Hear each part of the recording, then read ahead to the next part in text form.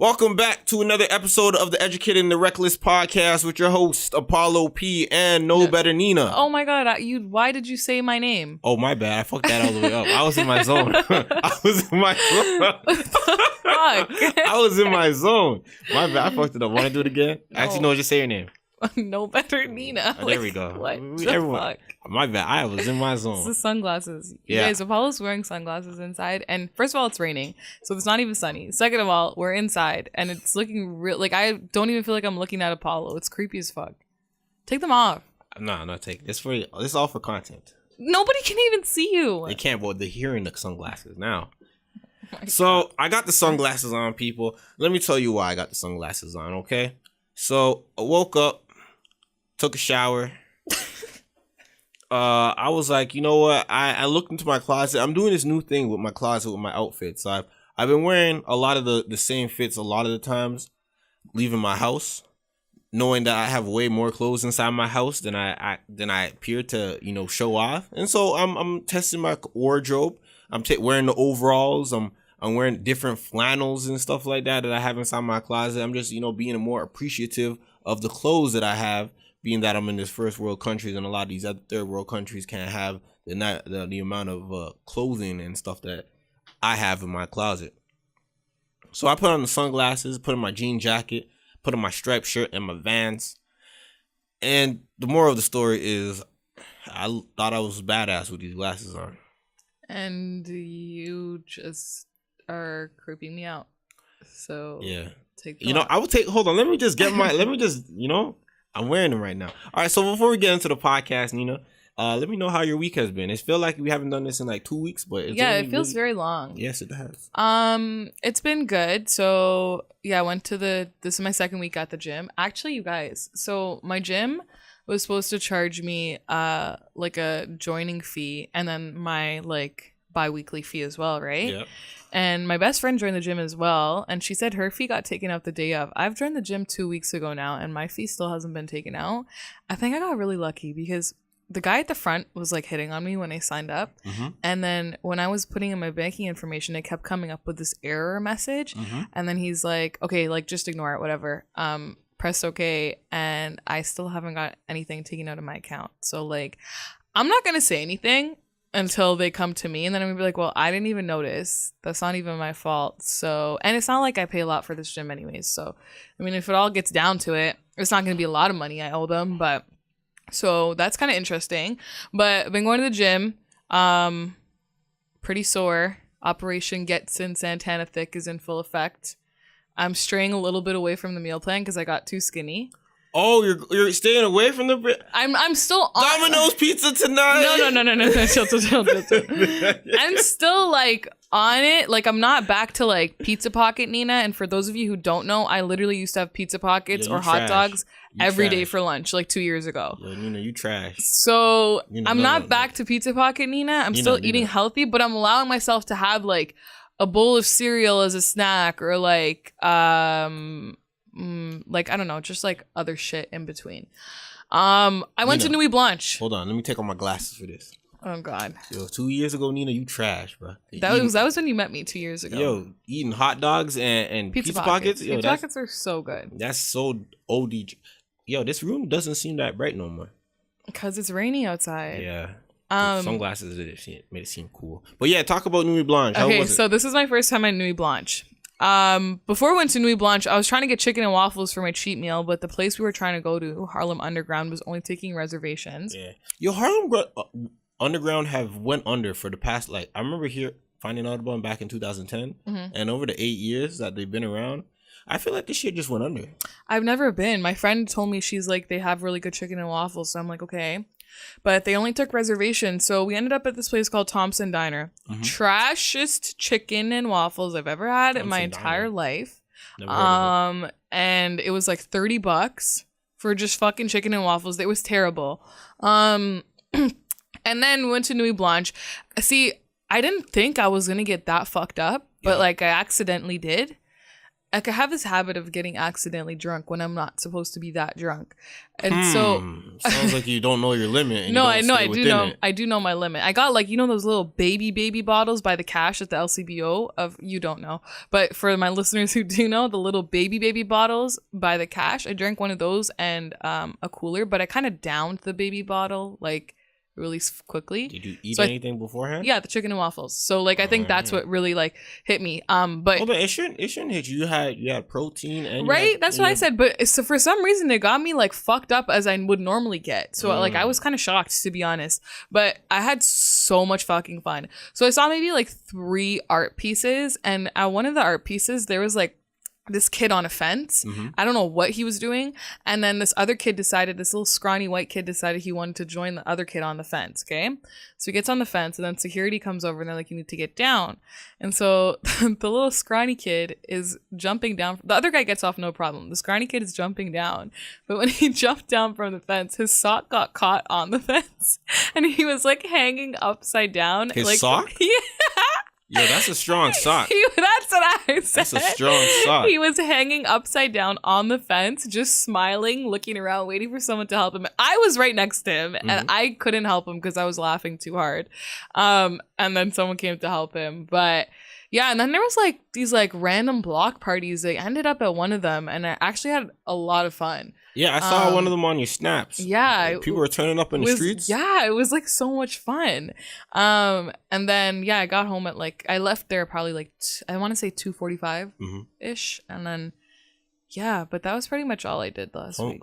Well, I think either I saw someone tweet it or I saw a blog post it. Something about this is like the best Nuit Blanche that has happened. I saw that, but from what I've heard from people who've gone to Nuit Blanche, this was trash apparently. Oh, word. Yeah. Apparently Scarborough actually had better art exhibits than downtown did, which is weird because more people are going to go to the downtown one. So, I don't know. I've never been before. I didn't know what to expect, but I had a great fucking time. So, yeah. How was your week? Week has been same old.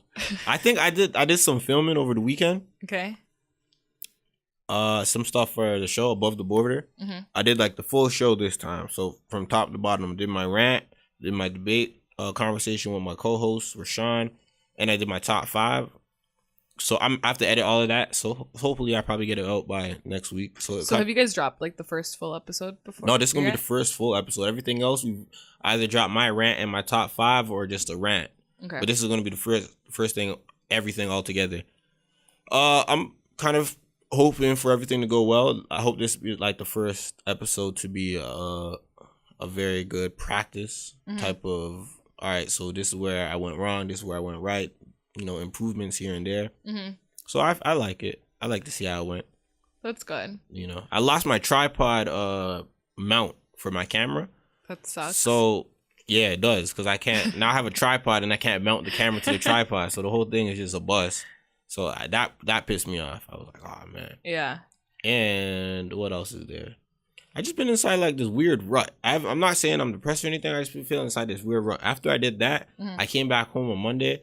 And I just felt like it's out of doing everything. And I think I say that because I don't have a lot of things going on right now. I just need to be busy. I need to get my hands and my mind into something.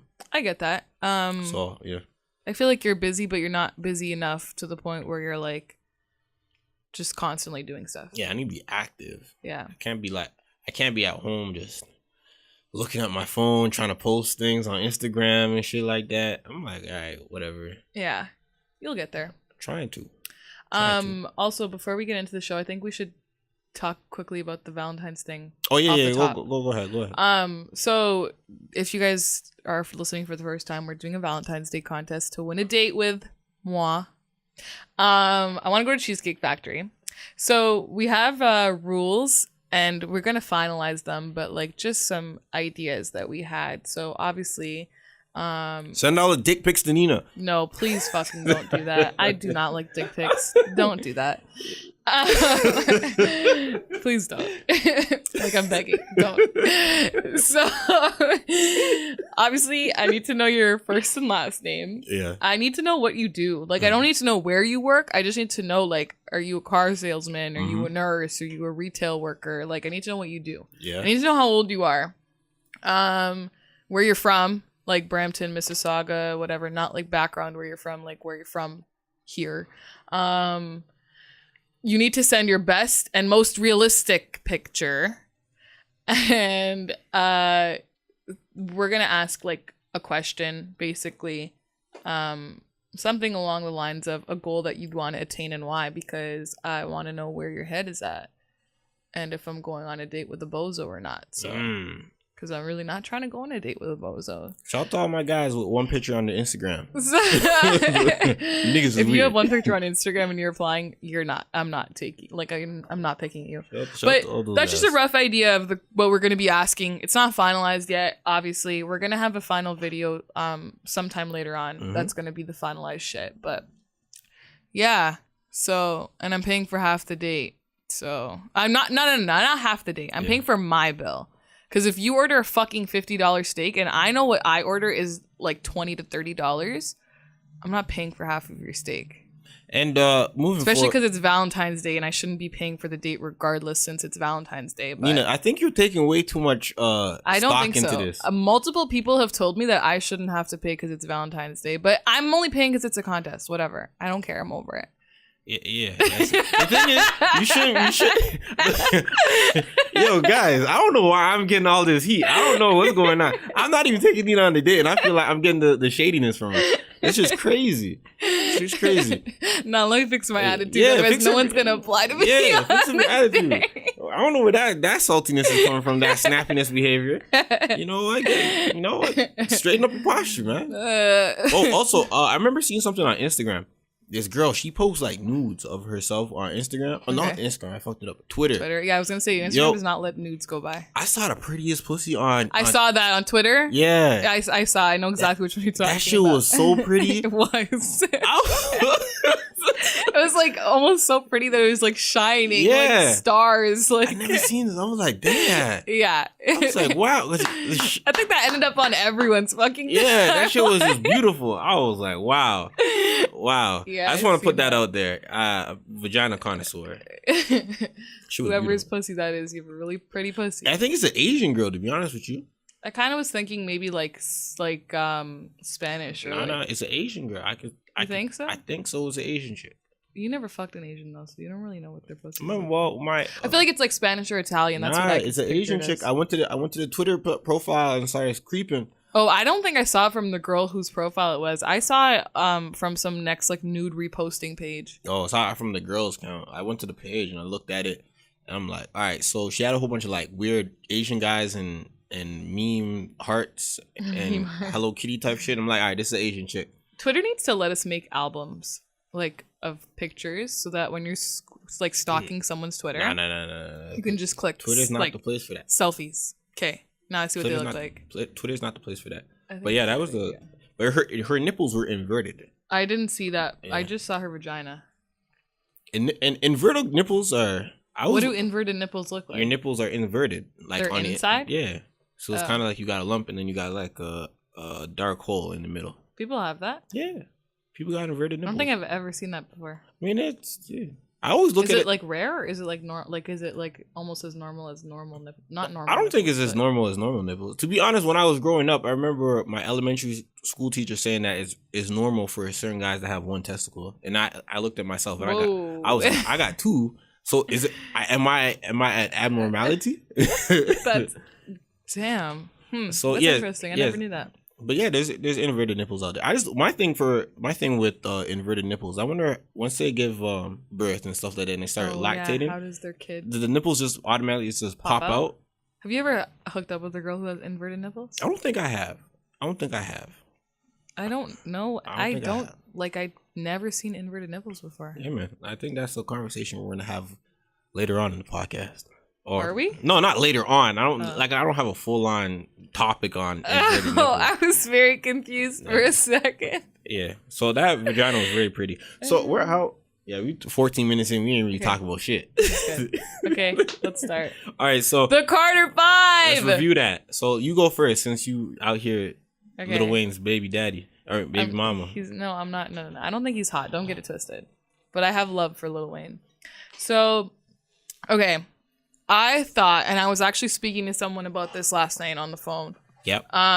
and he's also a really big Lil Wayne fan too. Mm-hmm. We had a conversation about it, and basically what I thought is it was good. It was a little long, but mind you, like this album has been done for a while, right? Yeah. So I think that actually served us like well, because the fact that it was done for a while allowed it to still be, it's not like he's different from 2008 Lil Wayne, but he's still keeping the same energy 2008 or whatever Lil Wayne had. And I really like that because he's not trying to be different and fit into 2018 music. He's not trying to fit into this, I don't know, screamo rap, if you will, like with the Lil Uzi and the Tekashi and stuff like that, which I really like. I like the fact that he's still being himself from who he was and what he left us as, but he's somehow still made it fit into today's hip hop world or whatever. I really enjoyed it. I like a bunch of songs on there. Dedicate, Don't Cry, Uproar, obviously, Mona Lisa, Open Letter, and then there was another one that I really liked. I don't know why. I liked a bunch of it. I've been listening to it nonstop. Man, let me tell you about my review, man. That shit was, I put a little, I went to Instagram and I told it, I said it was trash, but I also cleaned that up and said I was putting a little extra sauce on it. But for people to say like, yo, we've been waiting, we've been talking about the Carter 5 for like the past 4 or 5 years, and this is the body work that we got from Wayne. I looked at it and I was like, I'm not excited. I wasn't like fulfilled musically from him. I looked at it and I was like, this got repetitive real quick. It started off strong and it just dulled out all like halfway through. There's like little spikes like Mona Lisa and Open Letter. Those spike, and then also near the end of it, Dope New Gospel. That was another spike I felt like was in it. But I was like, man, this is not it, man. Okay, so where do you think was, because I'm looking at the track list right now. So where do you think it got repetitive? Repetitive. All right, let me open up my phone. I also really liked Hittas. That was a good one. So it got repetitive. So I'm listening to it. Like I said, it was strong start. So yeah, Don't Cry, dope. No, Don't Cry. I don't even know if it was dope. I think just the X, just more nostalgia. I think I think that's what it was, because I liked that too. And then I was like, I listened to it again a couple times, and I was like I think the fact that X is on it is what makes it very. It's a profound start to an album, right? Well, Let It Fly, Travis Scott. That's another one that was. Yeah, so like all the stars on it. If you have Apple Music, all the stars. No, mind you, I actually liked the one with Nicki Minaj. To be honest, I don't know. I wasn't feeling that. I actually liked that one. So all right, so all the stars, good, and then Mona Lisa, that was another. Oh wow, and then Open Letter.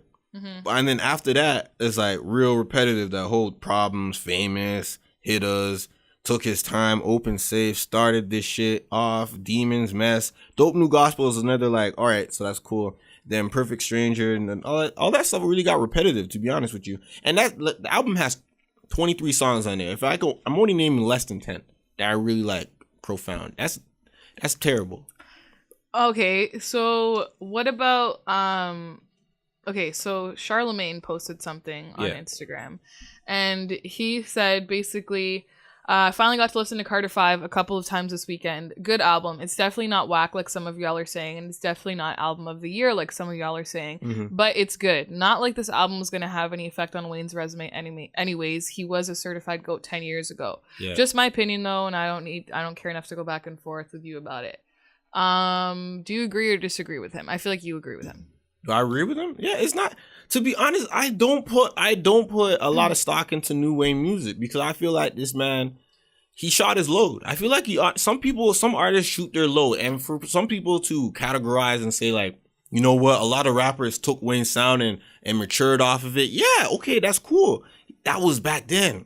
Doesn't mean because you created something doesn't necessarily mean you can sit with the cool kids now. Yeah. Nah, Wayne shot his load. I still think I don't think this was his best album. I think Carter 3 was his best album in my opinion. He shot his load. But I think the reason that it's getting more praise, like people saying it's the greatest album of the year, I don't agree with that. Fuck out of here. But people saying that Kevin Gates had a better project than him. Okay, I did not even listen to Kevin Gates' project. But people saying it's album of the year, I don't agree with that. I think the reason that people are like getting so excited about it is because of the fact that he has apparently dropped new music in between these 5 years. I really haven't listened to anything new from him.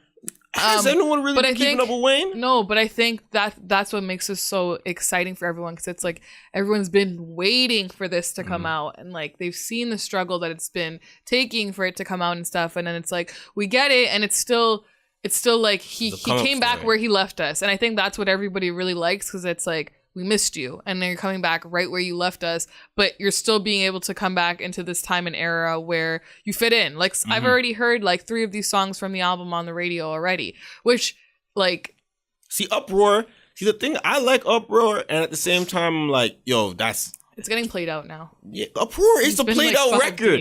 Uproar is a remix of I think what Freeway Special Delivery. Yeah. Come on, bro. But come on, bro. This is you already heard this. Mona Lisa's gonna get played out too. I've already heard it. Like Mona Lisa's like 5 minutes long. It's not gonna get played out. Oh no, it is. I've heard it so many times already since it's been out. I heard it on the radio. Yo, Mona Lisa's not like a track you just like. Yo, I'm just in the mood for some like. That's yo, what some people have been doing, because I've been hearing it being blasted down my street like the last 3 days. No joke. Those are from people going through some shit. I don't think so. I think it's just Woodbridge kid is trying to fit in. Nah, because I'm listening to Mona Lisa. When I listen to Mona Lisa, I'm like, oh wow, Wayne is giving us something different. Because usually Wayne that was something different, because it was almost like he was painting a picture in our head. Yeah, because Wayne usually sticks to his content of money, pussy, money, weed, and guns. Yeah, and that's usually what he did. Sorry, I cut you off. Continue. No, that's his lane of content, and that's why I got so repetitive. So when the Mona Lisa track came on, I'm like, oh wow, this is refreshing. Yeah. When the Don't Cry came on, it was like refreshing. Open Letter came out, refreshing. Those are certain things that are refreshing. And then like, all right, so everything you're gonna talk about pussy, money, weed, and guns, and you being a gangster. And the thing is, I don't believe Wayne no more. There's a time where I believe Wayne being a gangster. I don't really believe him no more. I think the thing how he did like the skit thing with Mona Lisa is Tory Lanez does that a lot in like his songs, which was interesting. But that was I get what you're saying in terms of it being different from what we normally get from him. Yeah, because Wayne, I think Wayne shot his load, to be honest with you. I still obviously I still love the album. Like the thing is, I'm not saying it's the best album of the year. That's not true.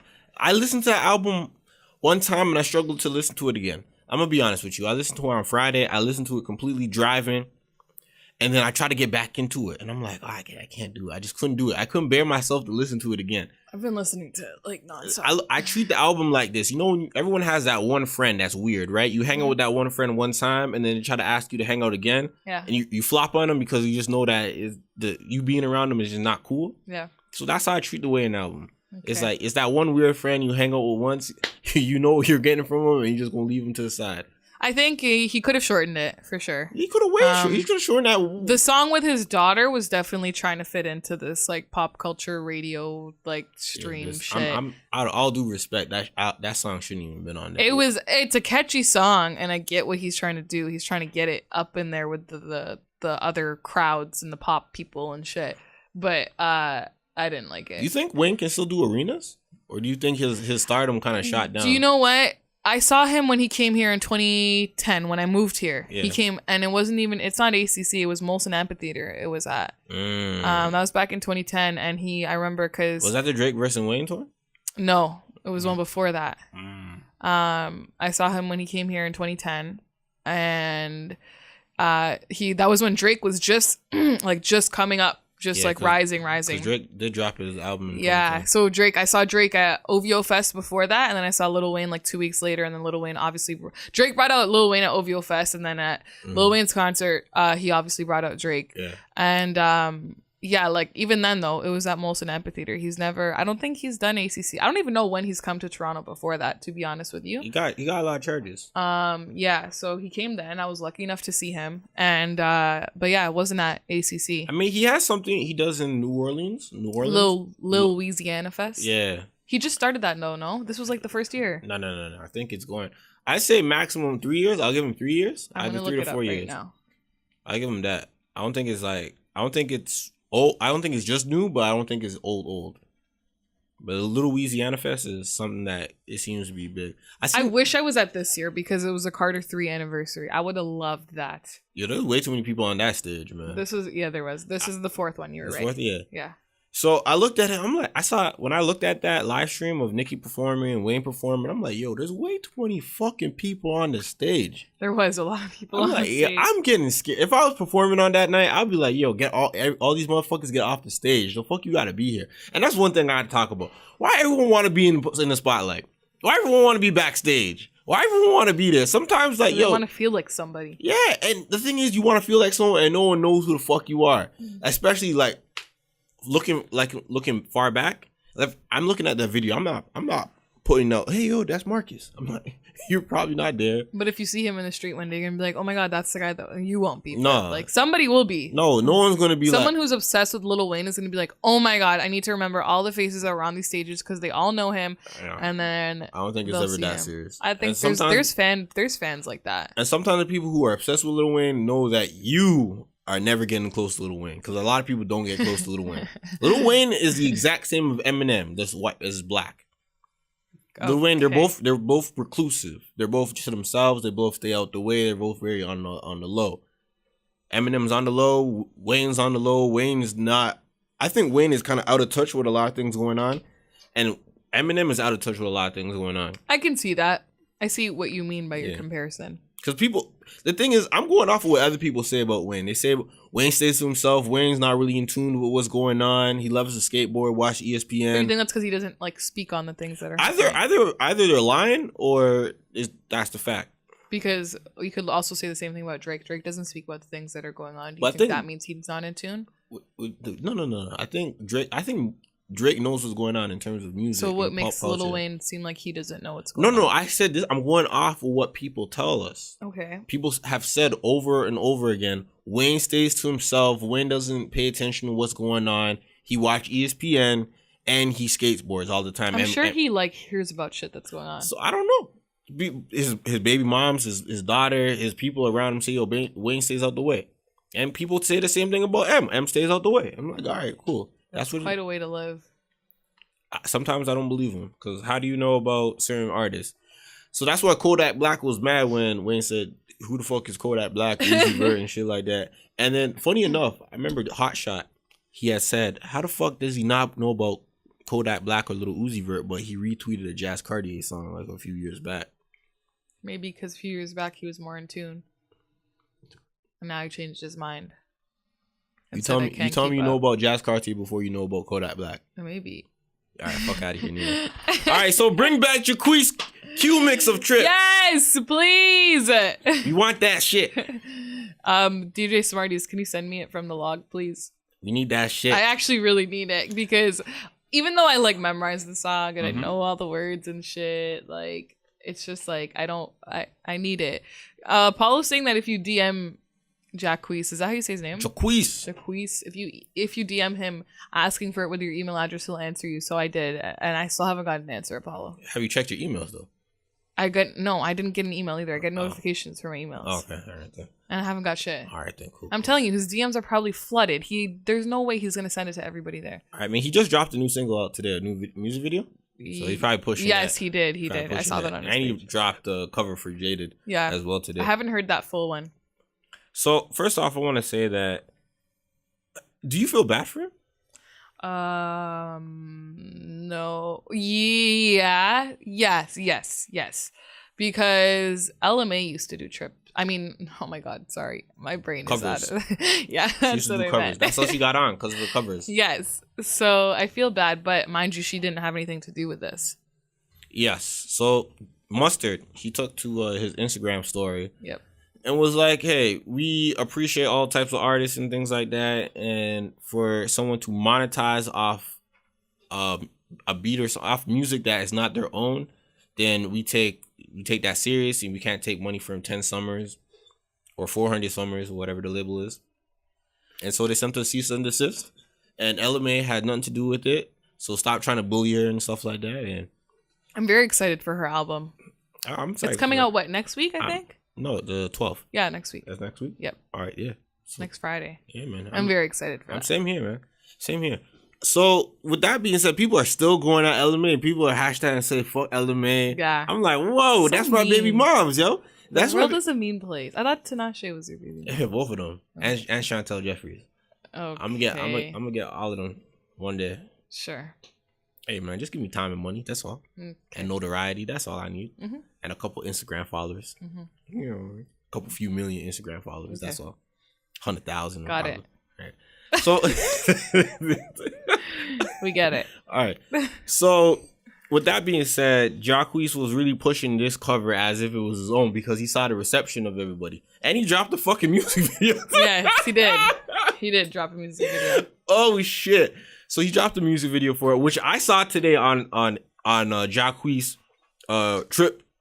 Jacquees Q Remix Instagram page because people are really fucking with this remix.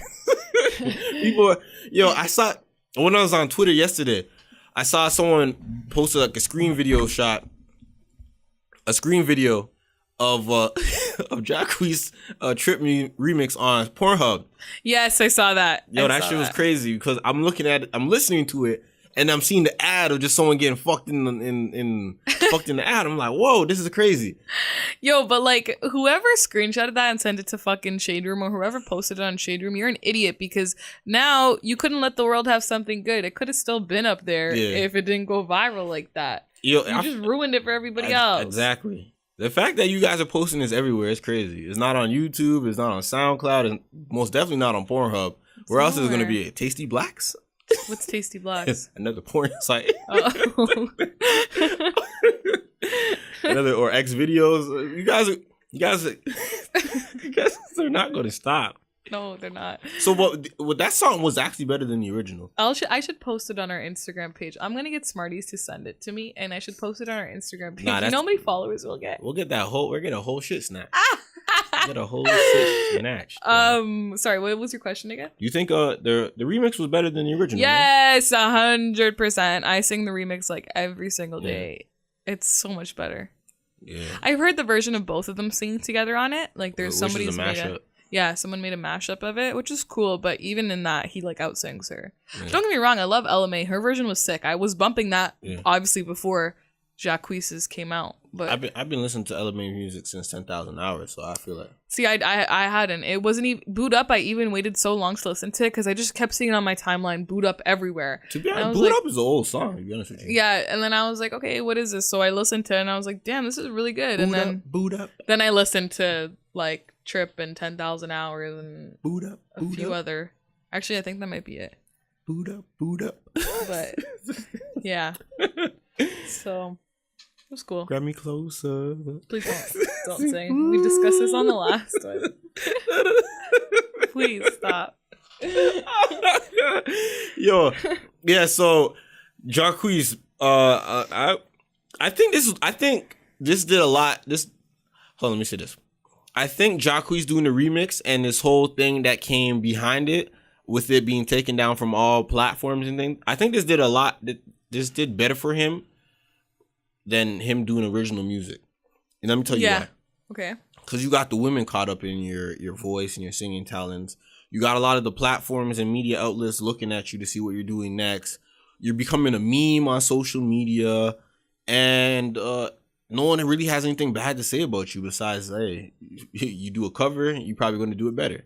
You know what I mean? So the perception of Jacquees is that he's really talented and we should keep our eyes on him. So this worked out for him. It did work out for him. I mean, I don't think he got sued, but he just got hit with a cease and desist. So it's like he basically leaves the situation with a slap on the wrist. He's like, all right, fuck it, cool. And then he puts out a new single and he might have a hit coming out soon. Well, and hold on. They used to call Tory Lanez the guy to remix your music. Yeah. Last year. Now it's Jacquees. But Tory Lanez wasn't as he never got anything as big as this. Yeah, but the funny his remixes were more so they were actually different. Yeah. Whereas Jacquees's is just like straight remix, different lyrics. Boot up. Stop. Boot up. Your voice cracked in that one. He's all like, right. Boot up. So moving forward, let's talk about some serious shit. Okay. America's father, Bill Cosby. We didn't even get to touch on this last podcast, although I did mention it. I only mentioned it. I was like, he got sentenced to 3 to 10 years. Oh yeah, because we were on the way out. Yeah. So we said that. So yes, he did get sentenced to 3 to 10 years. Basically, I call it a death sentence at the man at like 80. He's 80 something years 81. old. He's 81 years old. That's a death sentence, especially with the conditions of what prisons are now, and his body's just not capable. Like, he walks around with crutches. He walks around with a handler holding his hand, making sure he walks straight. He's legally blind. Is he? Yeah, that's what he said. Illegally blind. That's what they said. He also said he didn't do nothing to the girls, but yeah, man. So what are you saying? You don't believe him? No. All right. So I mean, he did get convicted, so it's like, all right. He's yeah. convicted. What the fuck are you talking about? Yeah. You're the same one who says, "I'm gonna wait till it goes down." And yeah. So he is a guy that touched those people. Exactly. But he also, so apparently, this is what I was reading on another article. So apparently, his first day was like his worst day. He fell down some stairs. He got his cane, his glasses, and his shoelaces taken away from him because he felt like he was going to be a harm to himself. And he got a hot dog bun thrown at him too. They don't fuck with like rapists and shit in jail. They don't fuck with rapists or pedophiles. Yep, exactly. So if you one of those, you getting out of there. So basically, he's in a 1-person cell right now. Yep. So he's going to be in there for a while, and then he's going to be transferred into public. The general population. Yeah. Which I find, that's fucked up, yo. Why? Don't put this man in general pop. No, he has a fucking target on his head. That's his own fault. He's a fucking target. And that's his own fault. You reap what you sow. I mean, yeah. That's literally his own fault. If you're gonna do these nasty things to people or kids or whoever, and you're going into jail and you have a target on your head because of it, that's your own fault, in my opinion. I grew up watching the Cosby Show and stuff too. Yeah, man, you didn't grow up watching the Cosby Show. No, I did. I used to watch it up until a couple of years ago. My mom used to do reruns and shit. We used to sit in her bed and watch it all together. Reruns. So you know what a Gordon Gartrell is? I wasn't watching it live on air. You know what a Gordon Gartrell is? Gordon I don't even know if I'm saying it right. Isn't that the little short guy? No, it's not. You didn't grow up. It's the fucking shirt that what's her name? Rebecca wanted, or Vanessa. Okay. Well, anyways, so I used to watch it, but like I didn't have some sort of emotional attachment to it to the point where I'm like, oh my god, like this is so devastating, like, or anything like that. But so Amber Rose posted something on Instagram. Amber Rose, you know what? You clout chasing. Okay. This is the clout. Okay, so Amber Rose posted something on Instagram, and she said, wait, I don't know if this is the right thing. Okay, yeah. Man, fuck the fact that he's old, and fuck the fact that he was on TV. He's a sexual predator. Yep. So y'all are going to sit here and tell me that all these women are lying. Fuck out of here. If Bill Cosby raped and drugged any of you women/men that have been seen on the internet standing up for the rapist, or your mamas, you would be scared to say something to because you would assume that no one would believe you. Shit, I would actually be scared to say something because his entire life has been put in such a positive light. Mm-hmm. That's why he got away with it for so long. We should be praising these women for showing us exactly who he is. I hope he doesn't die in jail. I hope he does a full 10 years and then dies the day he gets out. Justice is finally served. Shame the rapists, not the survivors. Bye. She also said she also said Trump's name in there too. But okay. she must have edited that shit like 3 times. Maybe. Yeah, so Amber Rose, you see, the thing is, I don't like this. I mean, hold on. First, before I say anything else. Okay. The best time to hit a man is when he's down. The best time, the easiest time, Okay. Yeah, that's what I say. The best time to kick a man is when he's down. That's all I gotta say. So Amber Rose, she's cooking him while he's down. Now that I said that, you don't gotta do all of this, baby. You don't gotta do, little baby. Like, what's this for? What are you trying to do? I know you got this little walk coming up. I know you're trying to do some promo. I know you're trying to stand with the victims and shit like that. But what is this for, baby? Like, I feel like the thing is, because it's Bill Cosby, everyone's taking this so offensively. But like, if this was like Tekashi, no one would give a shit that she said that. No, it's not the You know fact. what I mean? No, it is. That is 100% the fact, because because like she said, he's been put in such a positive life positive light his whole life, that everyone's having such a hard time accepting it, whatever. I don't know. I guess wishing death upon someone obviously isn't the right thing to say. But mind you, I don't know about if the person who Bill Cosby did this to, like the girl, I can't remember her name, but the one that he like, that this whole thing went down because of, or any of those girls said that they hope he dies, I would be like, yeah, I would too if that happened to me. Amber is kind of, I don't even know if Amber is that invested to it. I think she is, only because she has stood up for like women's rights for a long time. That's her whole thing now. That's a rebrand. It's not a rebrand. Yeah, She's been doing shit like that. No, like I feel like she stands for that, and I feel like this isn't out of line for her. Maybe saying the whole death thing, like, cool. But I don't think it's as fucked up as people are making it. People are making it seem like that's the most terrible thing you could have ever said and blah, blah, blah. I don't think it's that bad. No, I'm not. See, the thing, what I'm saying is, well, what are you doing this for? Because she took those posts down and she said, oh, I'm not going to let these guys mess up my money. So what the fuck, what are you doing? Yeah, what are you doing? Like, what are you doing, Amber? Like, are you going to stand on it? When you say something like as profound as that, you got to stand on that shit. Yeah. And right. you can't turn around and go like, I'm not going to let these guys mess up my money. If you were really money focused, you would probably never put that on in the first place. Yeah. You're probably going like, you know what? That's good. You know what? And then you should have put a statement going like, for all the victims that were assaulted by Bill Cosby, justice has been served. Now moving forward, we have to all find closure from within. Mm-hmm. That's what you should do. If that's your MO, then that's what you should have been done. But if you're on some like, you say ammo like that? No, MO. What I said? MO. Yes, MO. Ammo. What I said? Ammo. You keep saying MO. Yeah, so MO. That's what I'm saying. No, ammo. It's just ammo. No, it's MO. No, it's not. Yeah, Operation Mandy Operandi. Wait a second. That's what it stands for. We're thinking of two totally different things. Yeah. What are you thinking about?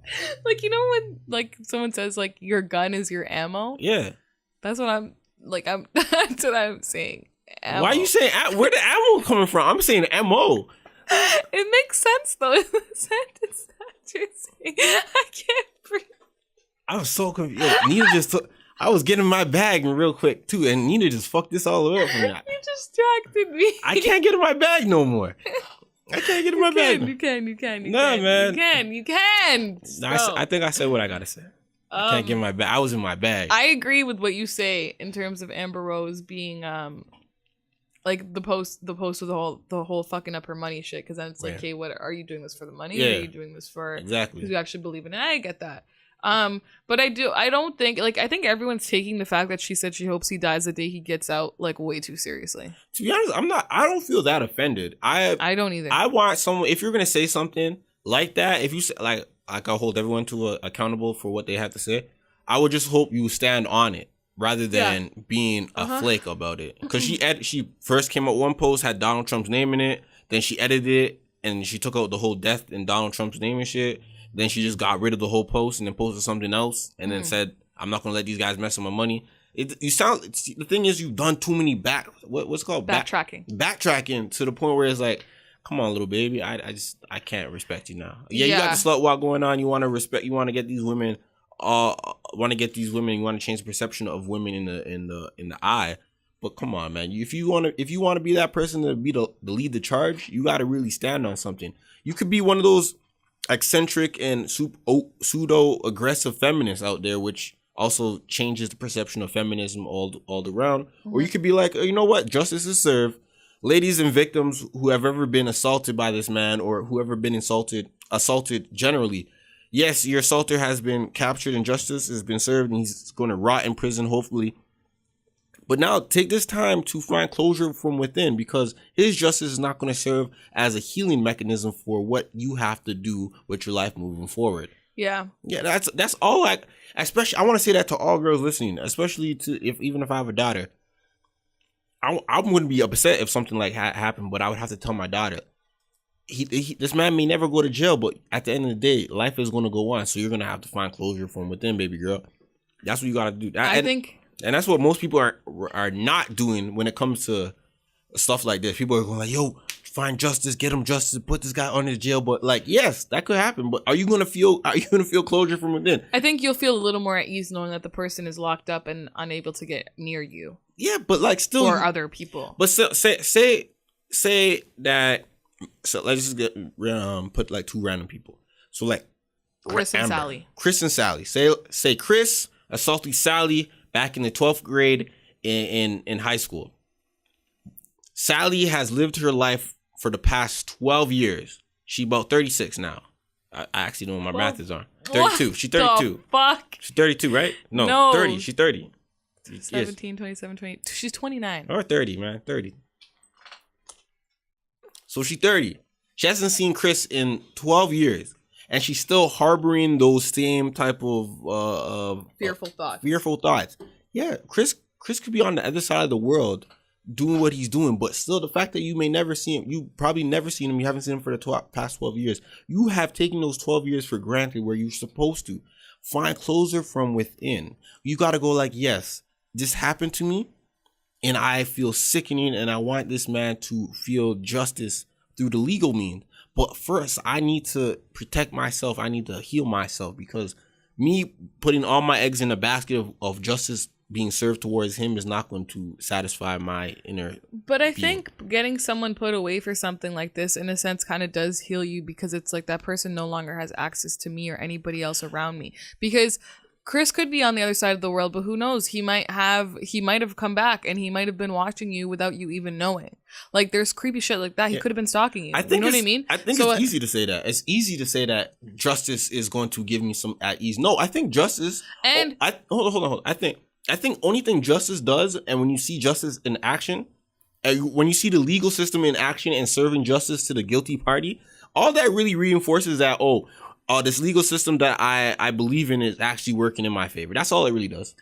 I don't think so. I think no, because I think when justice is served and the person, their whole life is fucked up. You're not getting a job after that. You're not getting, like, people are going to look at you completely different. Look, Bill Cosby's being put on a sexually violent predator list. Like, you know what I mean? So I think that also serves its purpose as well, because it's like, you fucked up my life, so let me fuck yours right up too for what you did. That's the way I see it. And then what? It's like having revenge after your friend dies and you kill the person who killed your friend. Yeah, you're not. That doesn't bring back your friend, and it doesn't bring back your friend. Yeah, but it's gonna. It doesn't. Hold on. It doesn't bring back your friend, and it doesn't necessarily fill the void that it doesn't fill the void that was created because of the death of your friend. Yeah, but I feel like, but these are two completely different subjects. That I disagree with. But in terms of you're murder for murder, eye for an eye. In terms of like. But in terms of like this whole rape stuff and like just sexual assault and stuff, I think it's completely different. I think it is. Sorry, I'm just laughing. Murder for murder. I think I meant to say I agree with what you said in that part. Okay. But I disagree in terms of when it comes to sexual assault. Just because like they should pay for what they've been getting away with in the shadows for all this time, and like they've been getting, like maybe moving up, like let's say this happens in your workplace, okay? Yeah. And then this person's doing it in the dark, and then they're moving up in the company, and they're getting all these great things are happening to them. But if justice has just been served, they wouldn't get shit. You know it what? Would be removed from the company. You know what? That's not justice. That's someone speaking up. All right, so this is another question I have for another topic on here with the whole Chris Sales and his girlfriend. Isn't it Salas? Is it Salas? I don't know. I think it's Sales. I don't know. Chris Sales and Parker McKenna. So I was gonna have that question right there. Okay. The question was, why don't people come out and say, "Yo, this person is an abusing person"? Or hold on, let me just do this right, because people are gonna say, "Don't victim shame." All right, let me get this right. Okay. So what I'm trying to say is, okay, every time a girl doesn't speak out against their abuser, they're allowing for that abuser to abuse someone else. Silence doesn't help the abused, the abuser, or the future victims. Can you read that again? Like, is this on the page? Yeah, it's on the way on the page. I wrote that. Hang on. I wrote that fires. Every time a girl doesn't speak out against an abuser, are they allowing for that abuser to abuse someone else? Silence doesn't help the abused, the abuser, or the future. I don't think like they're allowing for it, because obviously when something like this happens, it is hard to like come to terms with or talk about, because 9 times out of 10 you're sitting there thinking like, this is my fault. What did I do that was so wrong? How could I have avoided this? And blah, blah, blah. So I think in that sense, it's not like you're allowing for other people to be abused. I know I'm hearing this weird screaming too. It's I think the frosh is happening again. Frosh, it's October. Yeah, man, they wilding. But yeah, so I don't think it's saying the word allowing is not the right word to be using there. No. What I'm saying is, every time a girl doesn't speak out against their abuser, they are because their silence is they're not speaking out. It's allowing for that abuser to continue to abuse more people. Yes, it is, but that's not. I'm not saying they are allowing the abuser to abuse. I'm saying the silence is allowing the abuser to keep on doing. Yeah, no, I get that, but that's not the girl's fault who doesn't speak out, because obviously it's a traumatic experience that you don't want to talk about, you don't necessarily want to relive. Yes. Or something like that. Yes. Obviously, silence doesn't help the abuser, or future victims. Yeah. Obviously. I think one of the biggest factors in terms technically the silence does help the abuser. I should have worded that a little bit better. But I think one of the main reasons that women have trouble coming forward is, one, because you're sitting there thinking it's your fault. Yeah.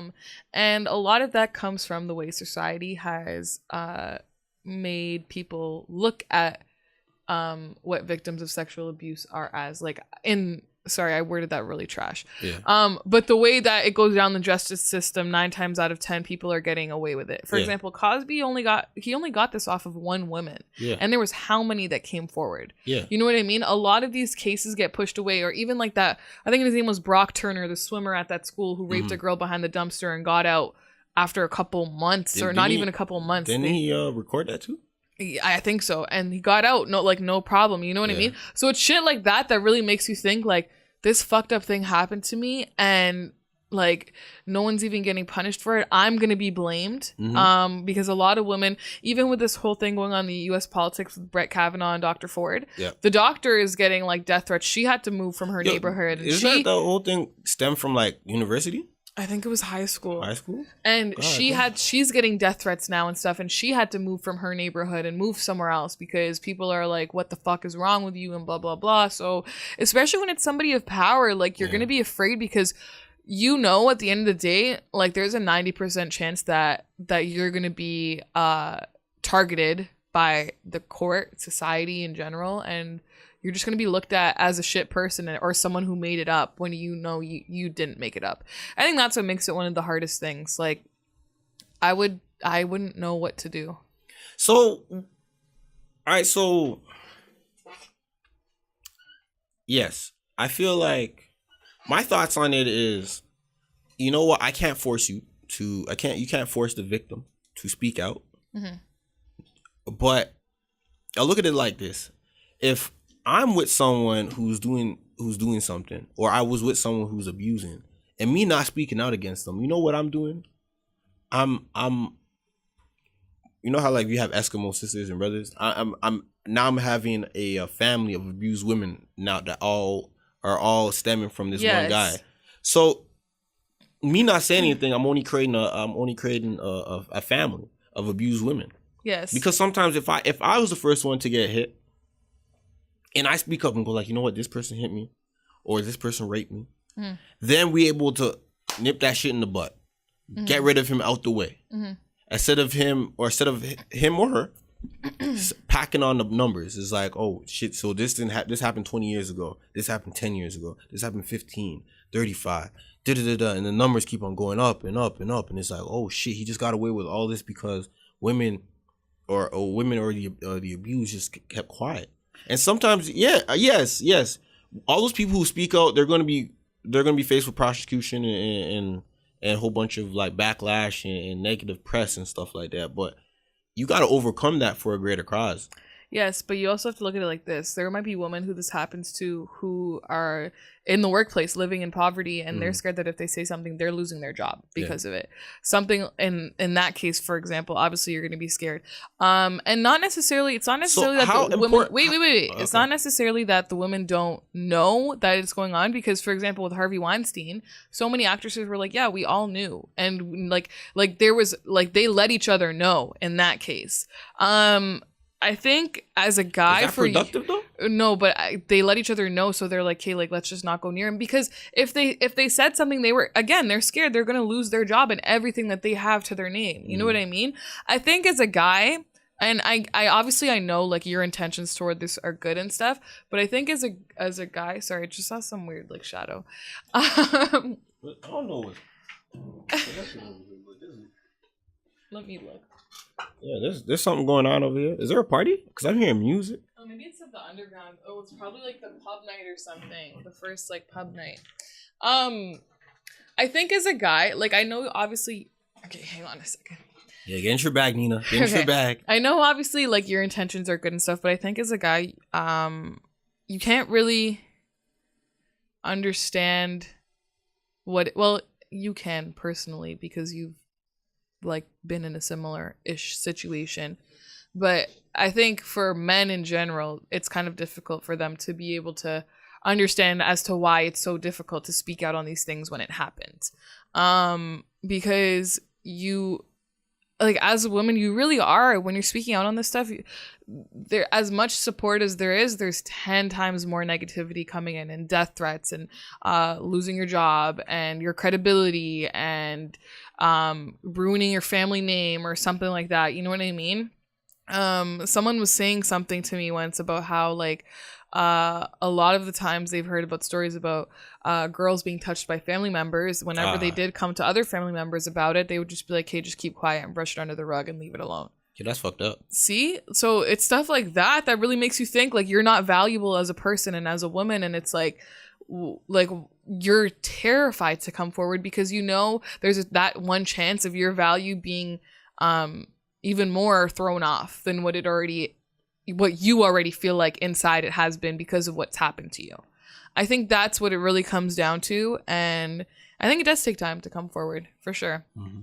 It's just I don't know. I understand what you're saying about it, allowing this person to go around and do this to other people, but it's not like that woman's fault either, obviously. It's I never said it's their fault, but yeah, no, I know, but I know there's some people who would take it that way and be like, well, it's their fault. It's not their fault. It's just at the end of the day, it's the abuser's fault. Sometimes this right here is a teachable moment. It's what do you want? Especially when you said women in the workforce scared to lose their job. Is that at what point? What do you value more, your money or your body? Or your not even your money or your body. What do you value more, your money, your employment, your occupation, or your values? Do you want to compromise yourself, something that you wouldn't tolerate by anyone else, just because you're inside a position where you're making a living for yourself?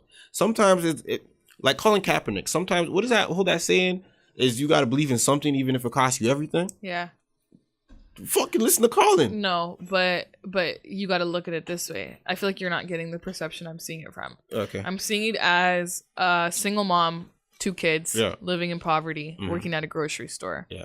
Her store manager rapes her. Oh, shit. She obviously doesn't want to come forward because she knows if she does, she's going to lose her job. She's already in poverty. She's a single mom with 2 kids. She has to provide somehow, so she sucks it up, deals with it, and moves on. Because even if she does come out and she says something and she gets kicked out of that grocery store, the other grocery stores are going to know. Mm-hmm. Maybe this manager has ties to those grocery stores, and he doesn't want to get her hired at any of them because of what happened. Mm-hmm. So I look at it in that sense. But I understand what you're saying, 100%. But you got to understand, like, there's got to be some righteous people out there who go like, you know what? I understand that you're abused. We have this grocery shop still open for your abilities, and we don't condone that type of behavior over here. We're very zero policy on the harassment, sexual abuse, and stuff. Yeah, but that grocery store might be halfway across the world, and she can't afford to move. You know what I mean? Like, it's shit like that, and it's obviously when this stuff happens, it's mentally traumatizing as well, which makes it difficult to come forward. I think that also plays a big part in it too. Man, so that's what we're talking about, the whole Steve Hart. Oh, not. Whoa. Bill Cosby. Whoa.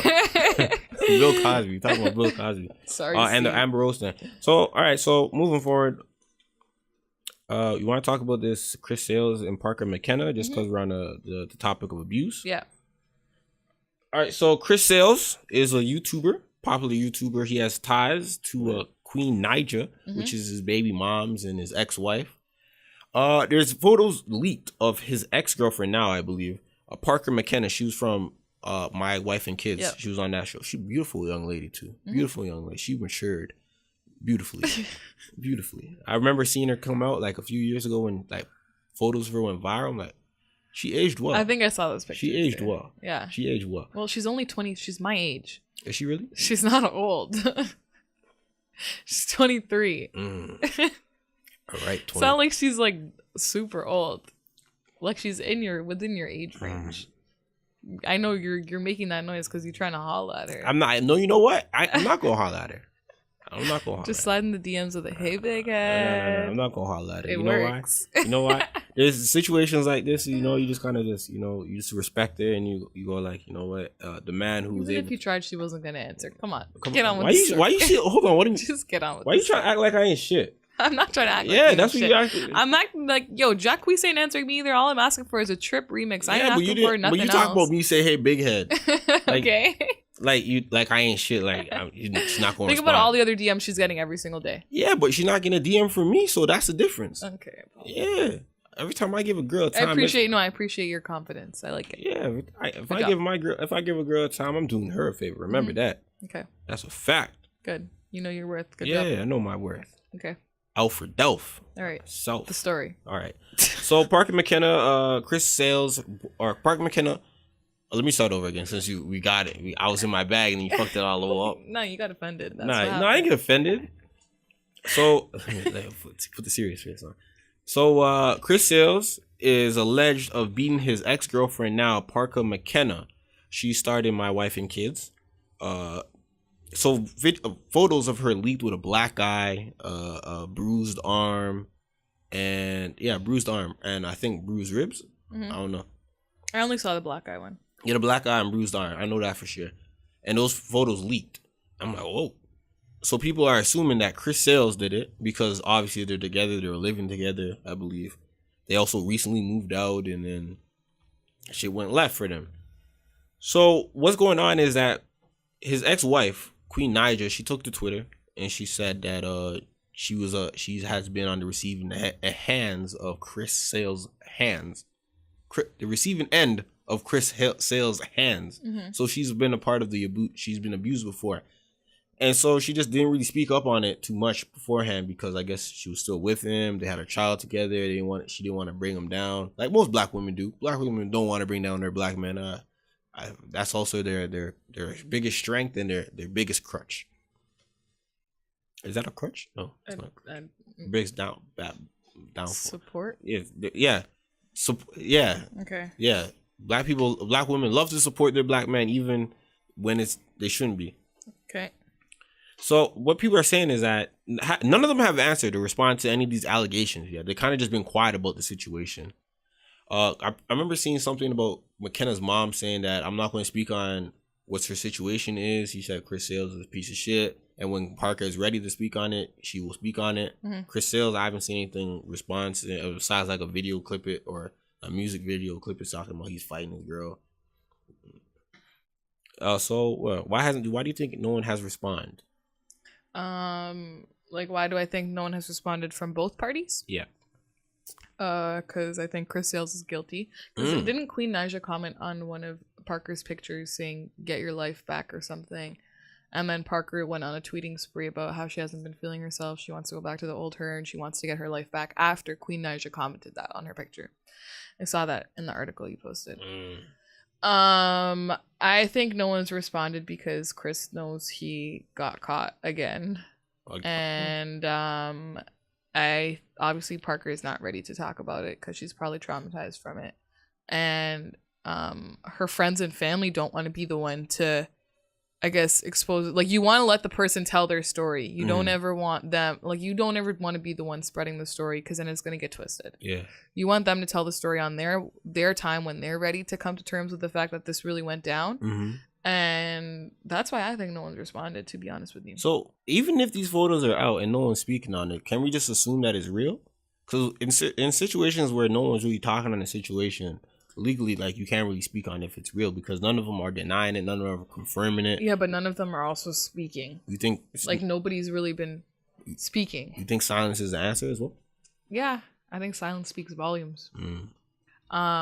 It's just, I think that's what makes it sketchy. And then the fact, obviously, that her mom is like, Parker will talk about it when she's ready. I think that is obviously another big sign. Yeah.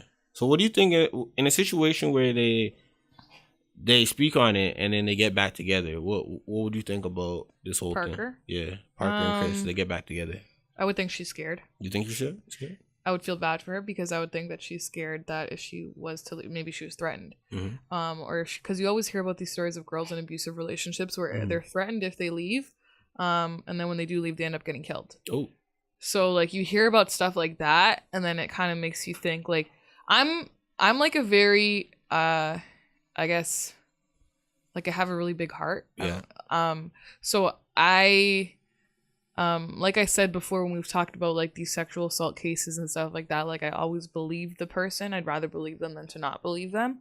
And I think in that case, like, if she was to get back with him, and if she did admit that this really did happen, I would think that she was threatened or something else, like, because I don't think her family would let her get back. I don't think her mom would let her get back with him, especially after saying what she said.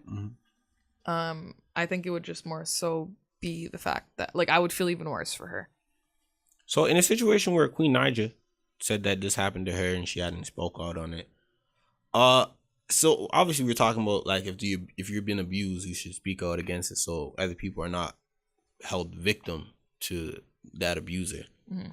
So she said she didn't speak on it, and then do you feel like in a situation like this she should have reached out to Parker, like, at least one-on-one, and go like, hey, Parker, these are my experience with Chris, just if you've seen any warning signs, it's just...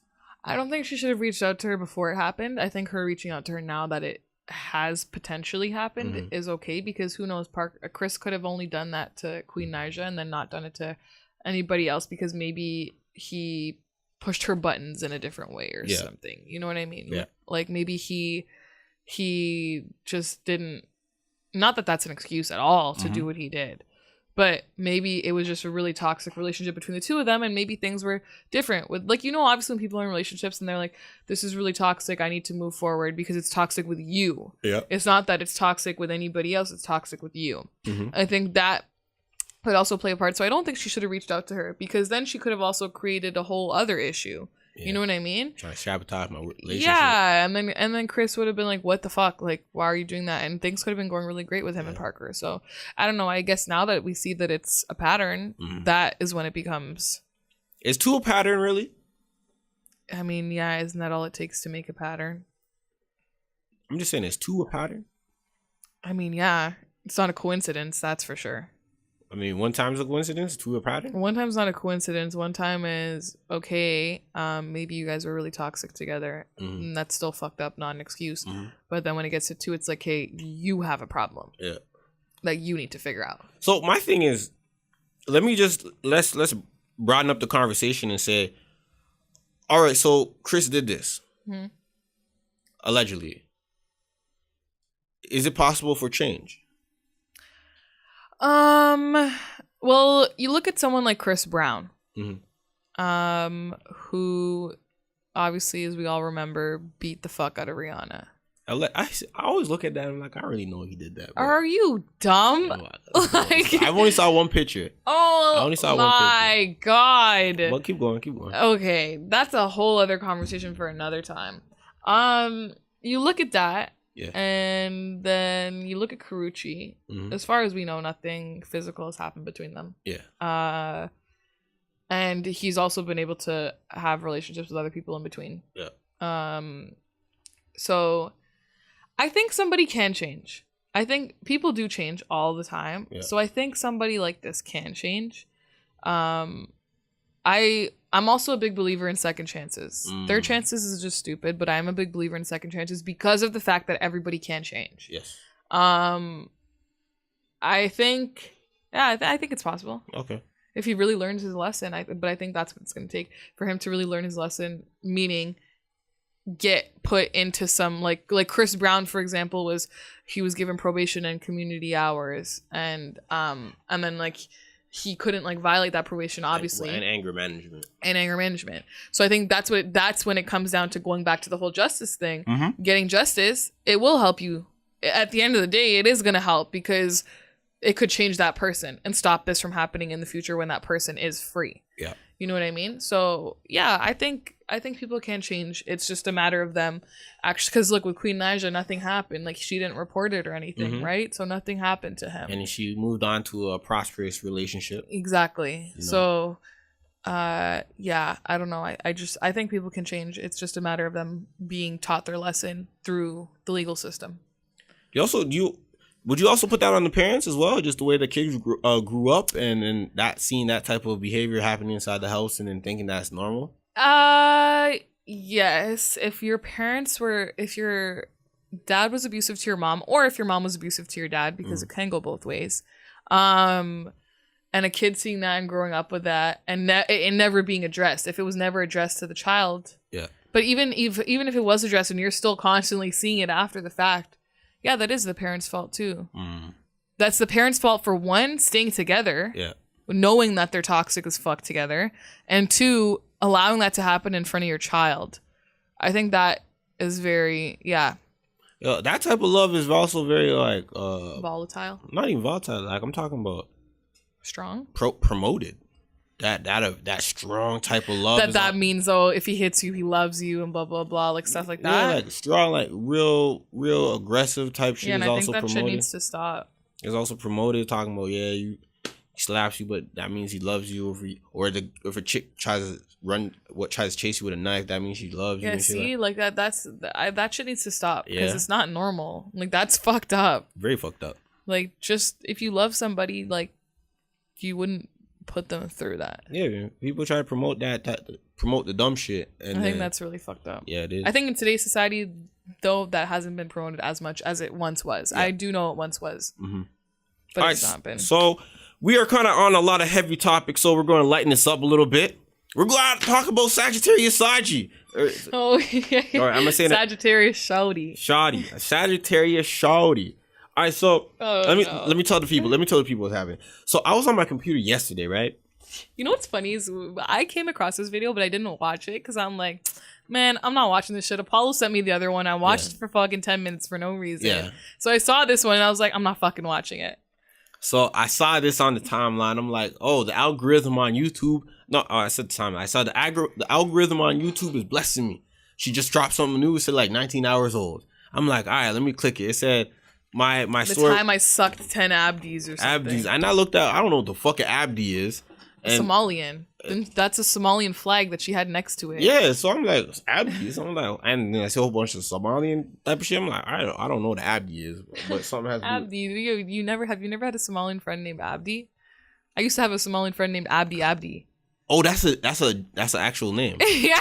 I used to have a Somalian friend in Ottawa. His name was literally Abdi Majid. First and last name. Oh, like DJ Khaled. Yeah, like Abdi. Oh, I didn't know Abdi was a name. I thought Abdi was. I didn't know what the Abdi. All right, so now you know. Yeah, now I know. All right, then. Shoot, shout out to all the Abdis out there. So, shout out to all you guys. So yeah, she said the time I sucked off 10 Abdis. I looked at it. I'm like, click. First story in, it was talking about how she sucked off 10 men. She said she was on her whole shit back then. She's still on her whole shit now, but never got off. This is the beginning stage of her whole shit. She's out in there in Kitchener, some Somalian guys from Toronto. No, she was in. Oh yeah, she was in Kitchener. You're right. Kitchener or London, either or. Kitchener. So 10 guys from Toronto pull up to Kitchener, looking for something fun to do. Got a house party, or was it a house party? Yeah. House party, and then. One thing less. She posts her tits on Snapchat or something, and then they all messaged her. They all messaged her on some thirsty shit. Yeah. What's going on? I don't know. Kids is wilding. So Yeah, so she said she posted her stuff on Snapchat. She was going up. Then let's get back to the climax. So something went down, and then she went to a room with one guy, and then she ended up sucking him off. Well, she swallowed in front of everybody else. Yeah, yeah, she swallowed his nut, and then she was like, "All right, let me go get a seat." And so I could start sucking all these guys. No. Well, there was a lineup behind her after they saw her sucking the first guy's dick. I think it didn't happen right after. I said it was number 2. She did number 2. She sucked number 2, and then she spat the nut on the floor. Yeah, and then she started spitting all. Then they all. And then they all started lining up like, "Yo, me first. Like I'm next. Yeah. And then she went through 10 guys. Sucked up. Spat them all on the floor. Went through 10 guys. Had 10 dicks in her mouth all in one night. That shit. Let me tell you something about this. I'm not gonna fault Saji because Sagittarius. Just call her Saji. Saji. I can't do that. I'm not gonna fault her because you know what she's doing. What hoes is supposed to do. She's doing what she's supposed to do. I'm not gonna fault her for that. That's what she's supposed to do. I fault you, Nick. I fault you, the fucking weirdos. Like, yo, if I've never been a guy to go like, yo, where is she sucking dick? Let me get in on it. Nope. That's weird as shit. Nope. You tell me I'm all with my 10 boys. You talking about, yo, she's sucking dick. I'm trying to get next. You trying to roll? Nope. I'm not doing that. I'm not doing that. Yeah, I'm shaming the guys. That's the thing at this point. I'm shaming all the guys that's fucking her still. Well, okay, I don't think it's a shame thing for the guys who are fucking her. Because, why you say that? Okay, because she if they don't claim it, because there's some guys who admitted, like when she went on that whole thing where she was exposing guys who fucked her. Yeah. She shout out to her for remembering all those guys. Right. That's amazing. So maybe she has a list. I used to keep track of everyone I fucked, and then I lost. Then I got to a certain point and I was like, forget it, delete the list. You making this shit sound like mad bodies. No, it wasn't. Making shit sound like mad bodies. It wasn't mad bodies. It was in the single digits. All right, that's what you say. Times 3. Nah, that's not. Don't even do that to me right now. It's not times 3. It was the realistic number in the single digits. All right. Okay, so, anyways, I only think it's shameful of them to do it if they're not claiming it. If they're not owning up to yeah, I fucked her, then that's shameful. Like that's shame on them because you're just you're a dick at the end of the day. Otherwise, if they claim it, then it's fine because everyone has their own type. Like maybe they follow. I got a wardrobe malfunction happened here.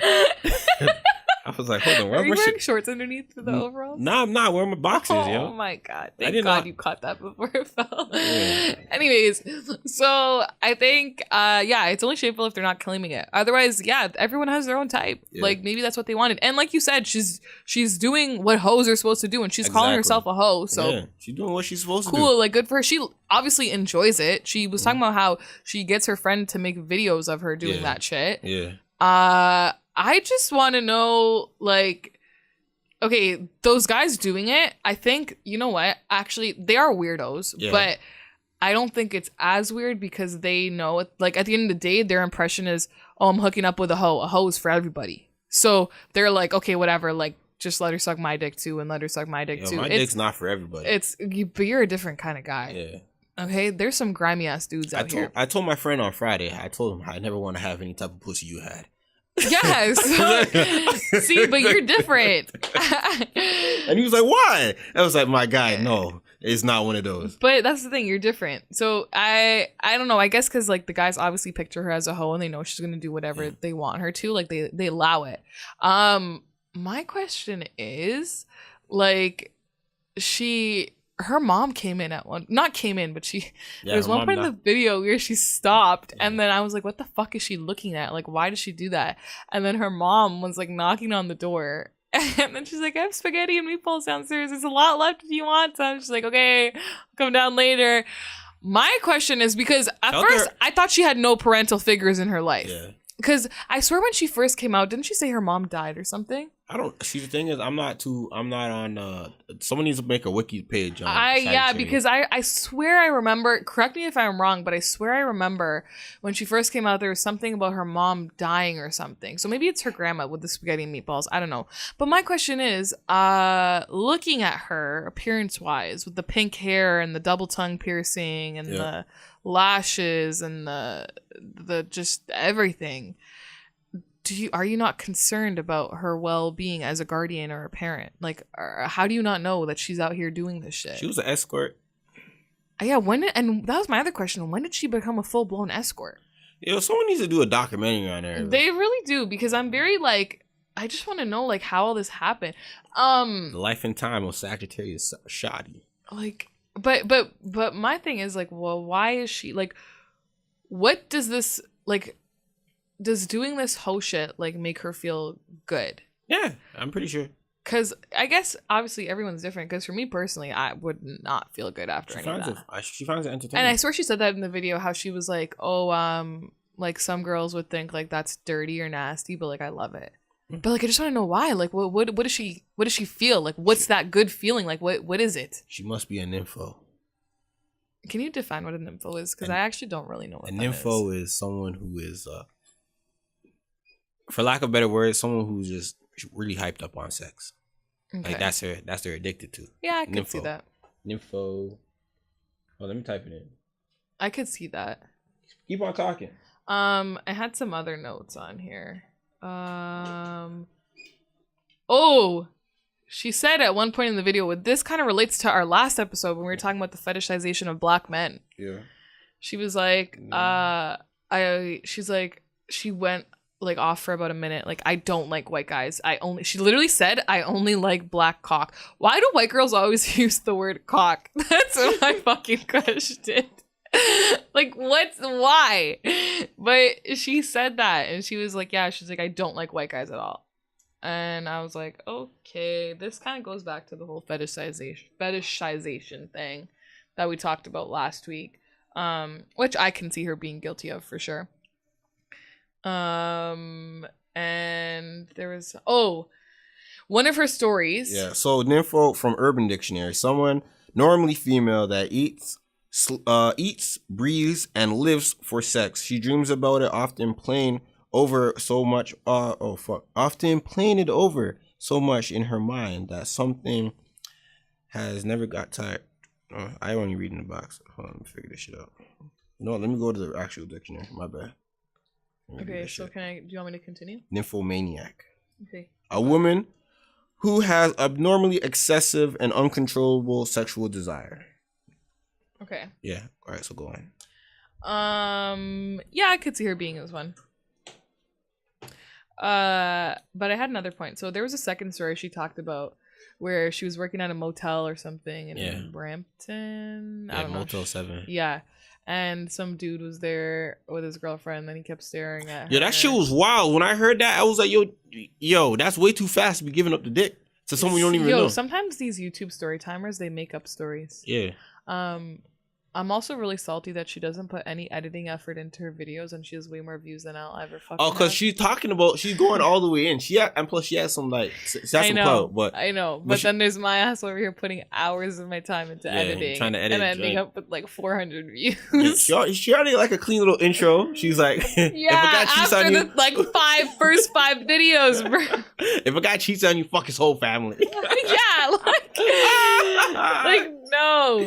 So she said, so she went to work at Motel 7. This guy was like looking at her and shit, and then they were hanging out, and then she asked him to get a bottle for her, and then his girlfriend was at the top of the stairs and she was cussing at her. I think I seen that too. I think I seen the video because she was. Oh shit! I think it was on live stream. Oh shit! And she was talking, and then dude was recording it. It was like, oh, they're arguing. I don't know if it's the same thing. Could be something different. Correct me if I'm wrong. I never watched her live videos, but I clicked them, or like I would watch it for like a second, and I was like, okay, what the fuck? But I was very like embarrassed at the fact of how many people I knew personally watching her live streams who were damn near my age. Like, you guys are fucking grown, bro. Why do you guys, what was everyone's like obsession with watching her live streams? And like people would tweet about it nonstop. I'm talking anyone from the ages of 23 to like 28. Bro, you're 28 years old sitting at home watching this. Didn't she say she was like 18 or something on live stream talking about how she does all this whole shit, and you're tweeting about it for 24 hours? Does nobody have a life? Like, I made a tweet about it once because I was actually like super embarrassed at how many people I knew in that live stream. She had a good run, yo. She had a good run. That is IG, Instagram I just live want to run. know, like, what made you, like, she had a good run, Did nobody have lives? Like, did nobody have anything better to do? The thing is, she was exposing guys that really had close connections with a lot of other people. Like, what happened was, one person that she exposed, I know the girl.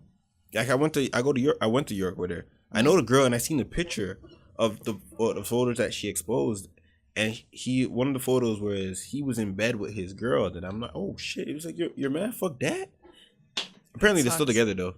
Damn. And then she deleted all their pictures with him online just because to save face. But okay, so in the video, so she was talking about how the guy's girlfriend was standing at the top of the stairs. The guy she asked to buy the bottle for him. Yeah. Standing at the top of the stairs, yelling at her.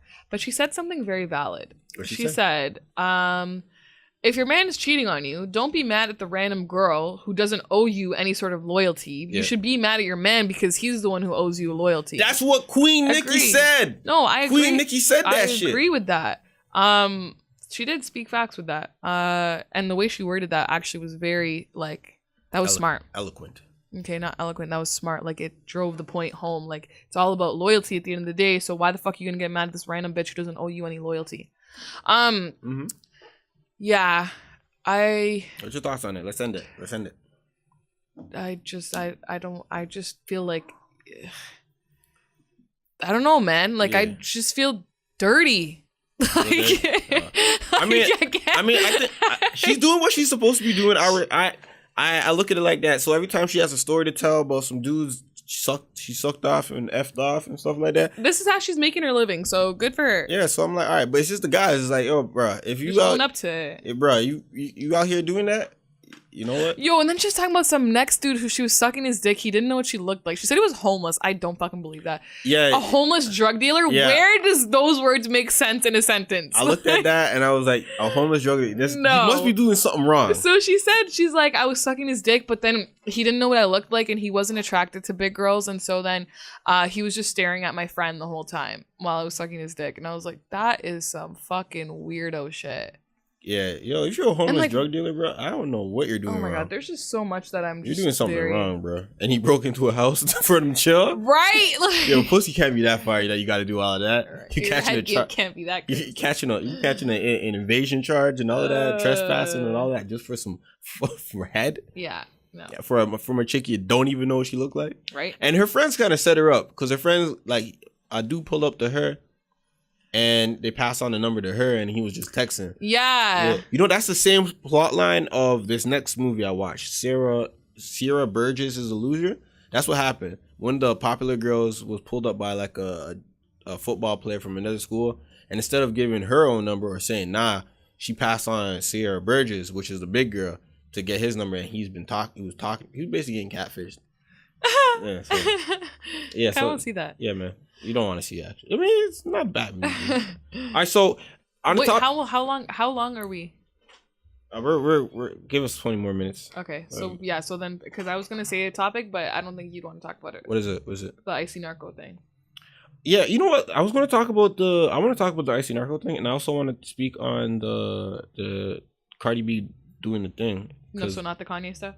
We gotta re-talk on Kanye still, because that's what I'm saying. That's why I feel like we should just dedicate the last 20 to Kanye. Nobody knows who Icy Narco is. Cardi B, everybody knows she surrendered to the fight. Yeah, because of the whole thing, which stems from the same thing Sajid said about you loyalty. Shouldn't. Yeah. And this is all because Cardi B was allegedly just mad at these bartenders or strippers. Yeah. I think we already spoke on it then. Yeah, exactly. That's what I'm saying. We already spoke. So I think we should just do Kanye if we have time. Throw in the icy narco, but also as the whole thing with the Cardi thing, you think Nicki's outburst on Queen Radio is what raised the attention of the whole charge? Possibly. It is possible, but the thing happened in August. Yeah. It's only It was only September last week though, so it might not have even been the Nicki thing. It might have already been underway. You think Cardi snitched? On who? Her people? Yeah. You think she dropping names? Nah. She getting charged and arraigned next week, I believe. What does arraigned mean? Arraigned. We're not good like with the law system. Me and Apollo have never been in trouble. Nope. I've been put in handcuffs before. For what? On 2 separate occasions. Damn, for what? Actually, no, one occasion. Oh, I remember one time when I was 17, I was running from this house party. And then everyone was running. And Is this why you don't party anymore? So I was running with everybody. I got away, and then the police came around again. I started running away. Again, they saw that I was the fastest one. And so they're like, get him. And then I was like, oh, fuck. I heard there was a dog barking in the back of the cruiser. Oh and then I just got on the floor. I put my hands behind my back. He was like, all right, go, go, go. And they put handcuffs on me.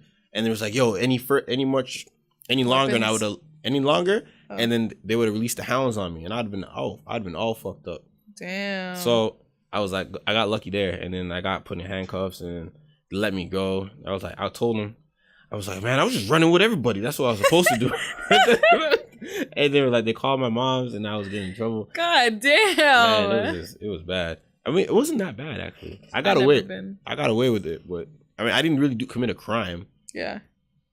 But they're like, yeah, you shouldn't be running because you're not guilty. I'm like, no, I'm not guilty. But fuck, everyone's running. What are you supposed to do?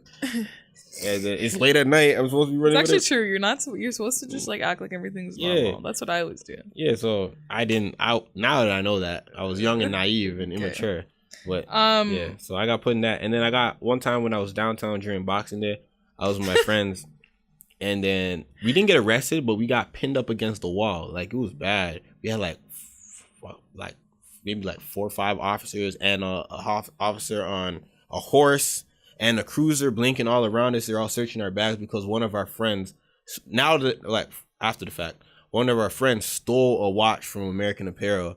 They couldn't find the watch on them. Yeah. And they thought we all stole them. And then we were just in front of downtown, like straight on Young Street. Young and Dundas? No, not Young and Dundas. Yeah, we're Young Street. Mm-hmm.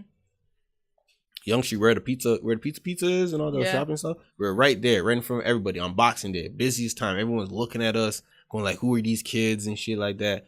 Man, it was a bad day. I seen one of my dudes I went to high school with pass me twice. He was like, "Yo, you okay?" I'm like, "Yeah, man, I'm doing all right." He was like, "All right," and he came back again. I was like, "Yo, you doing all right?" I'm like, "Yeah, I'm all right." Oh my god! And he looked at me like, "Damn, you getting all the way fucked up." Yeah. So the friend who stole the watch, he was crying.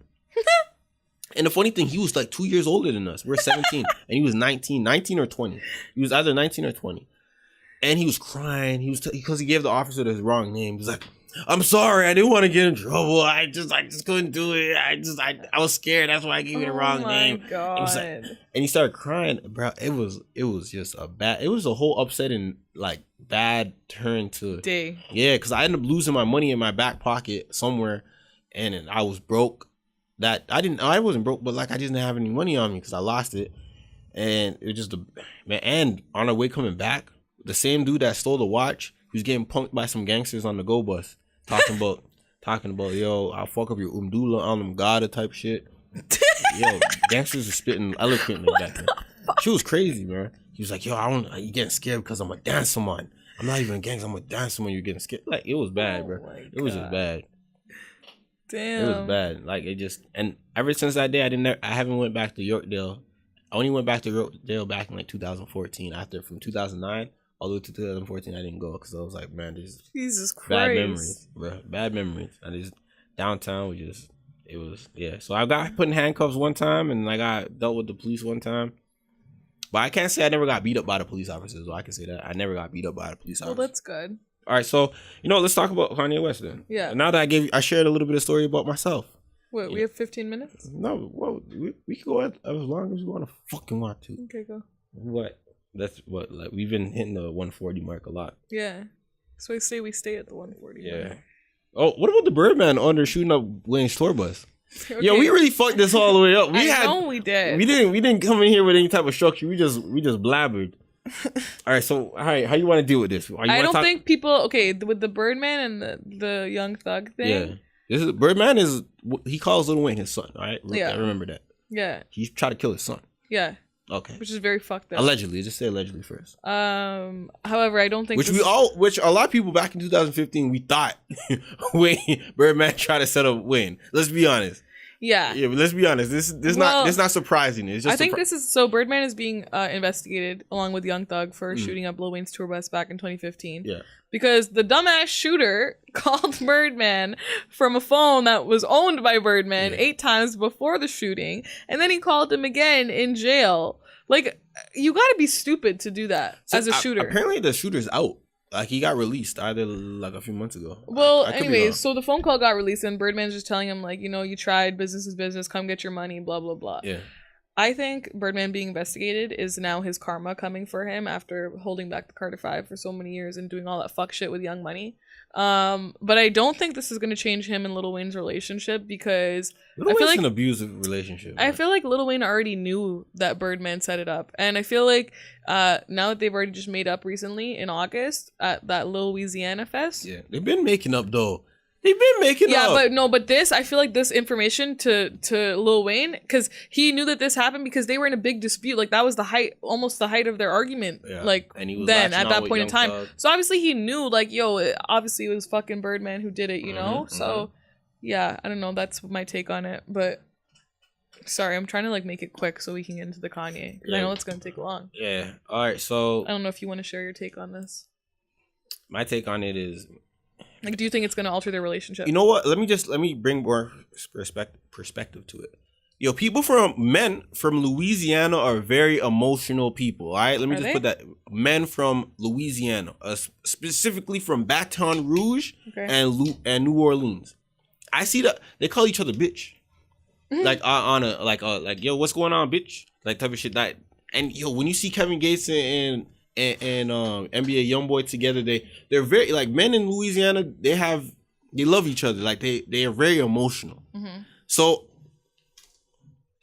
these guys are some real Louisiana gutter type people from Magnolia, 14 Ward. You know what I mean? They do that shit. I mean that's why I think a lot of people die in Louisiana before they're able to pop off, because people are very emotional. They get to them. So I'm saying, should I be surprised? Nah, bro. This is what, when you love someone, that's what when a man loves. No, we just said that. we just said love is not violent. We just literally just said that like half an hour ago. When I say that, oh, we did. Oh yeah, we did. Parker McKenna thing. You can't say that shit. This is love. I'm sorry.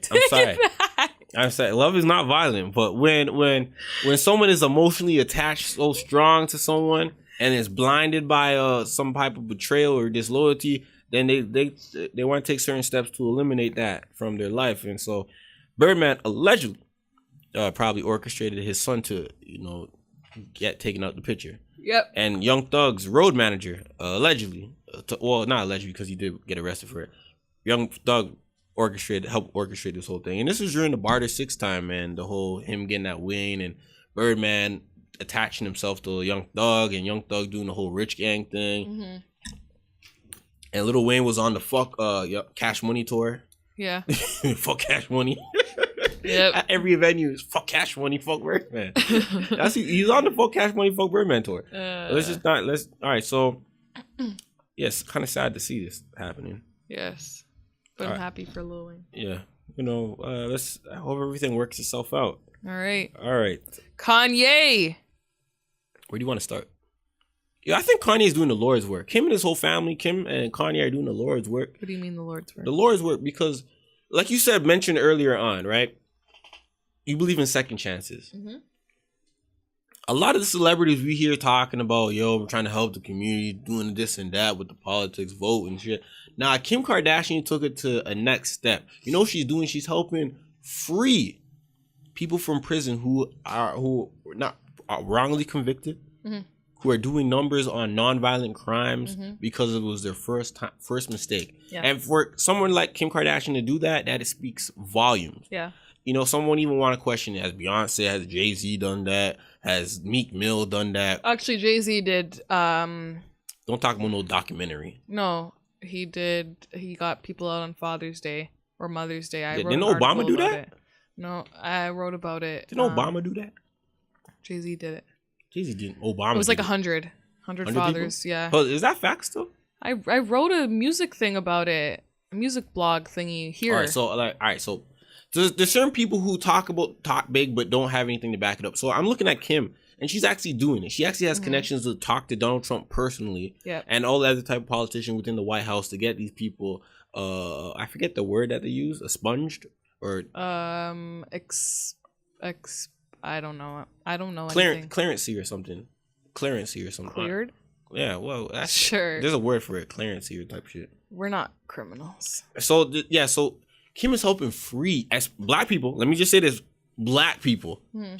Alice Johnson, black. This another dude that she's working on, black people. I'm just saying. Okay. So I say that to say this. Yes, there's people who are giving out food to the homeless and stuff like that, but there's nothing more profound than someone believing in someone else to give them a second chance. A second chance is something that's so dope. It's Kim Kardashian is saying, hey, you did something wrong, but here, I'm going to try to help you get a second chance. And this is what everyone loves to see. Not because you're able to put food in their mouth, but you're able to provide someone with a second chance at life because they messed up the first time around. They're able to come back out as a free man or woman and do it over again the right way. Okay, so I like that. What does this have to do with Kanye's recent statements? Oh, what I said, what I'm saying is the whole family's doing the Lord's work, right? But what is Kanye doing that's the Lord's work? Didn't you see the the video with him and Big U? Like Big U is a former Crip. Yes. He connected with Big U, and they're trying to help. They're not trying, but they're putting things in forward to help the community and other footballs and stuff like that. So Kanye is connecting with a community leader, Big U, out in L.A., Crenshaw, and doing certain things to help the community out there. However, his views are very conflicting with what his actions are. So this is you not reading all the way through. You probably heard abolish the 13th Amendment, and you probably stopped right there. Abolish the 13th Amendment, and then his explanation for it, because he doesn't want to outsource work anymore. He thinks people should be working in America and blah blah blah. And his explanation of the Make America Great Again hat, which also involved. So the abolishment of the 13th Amendment, or he actually meant amend it. He would want to amend it, which is the 13th Amendment has something to do with no more slavery out there unless you commit a crime and you're in prison. So technically, when you commit a crime, you become a slave, which is enticing more of privatization of the prison systems and also enticing more judges to not be so lenient towards young offenders or certain offenders, and giving them more years in the prison system rather than certain things taking place, right? So that's what Kanye wants to amend. He's like, no, we shouldn't be slaves inside America all because we commit a crime inside the prison system. We should be obviously we're captive, but we shouldn't be treated as slaves and looked as such. Yeah. That's when people commit crimes, they can't vote. Slaves can't vote. Okay. Correlation? Yes. Correlation? All right, so with that being said, yes, he said abolish. That sounded crazy. I think, and T.I. agree with him, I think that, I don't think anyone should be a slave, no matter what their living situations, whether they're free or inside the prison system. You shouldn't be considered a slave and work for 8 cents an hour. That's unfair, and helping provide these big corporations with fundamental work and things like that, and you're only getting paid pennies. That's unfair. Okay. But his thoughts moving. Hey, let's start manufacturing.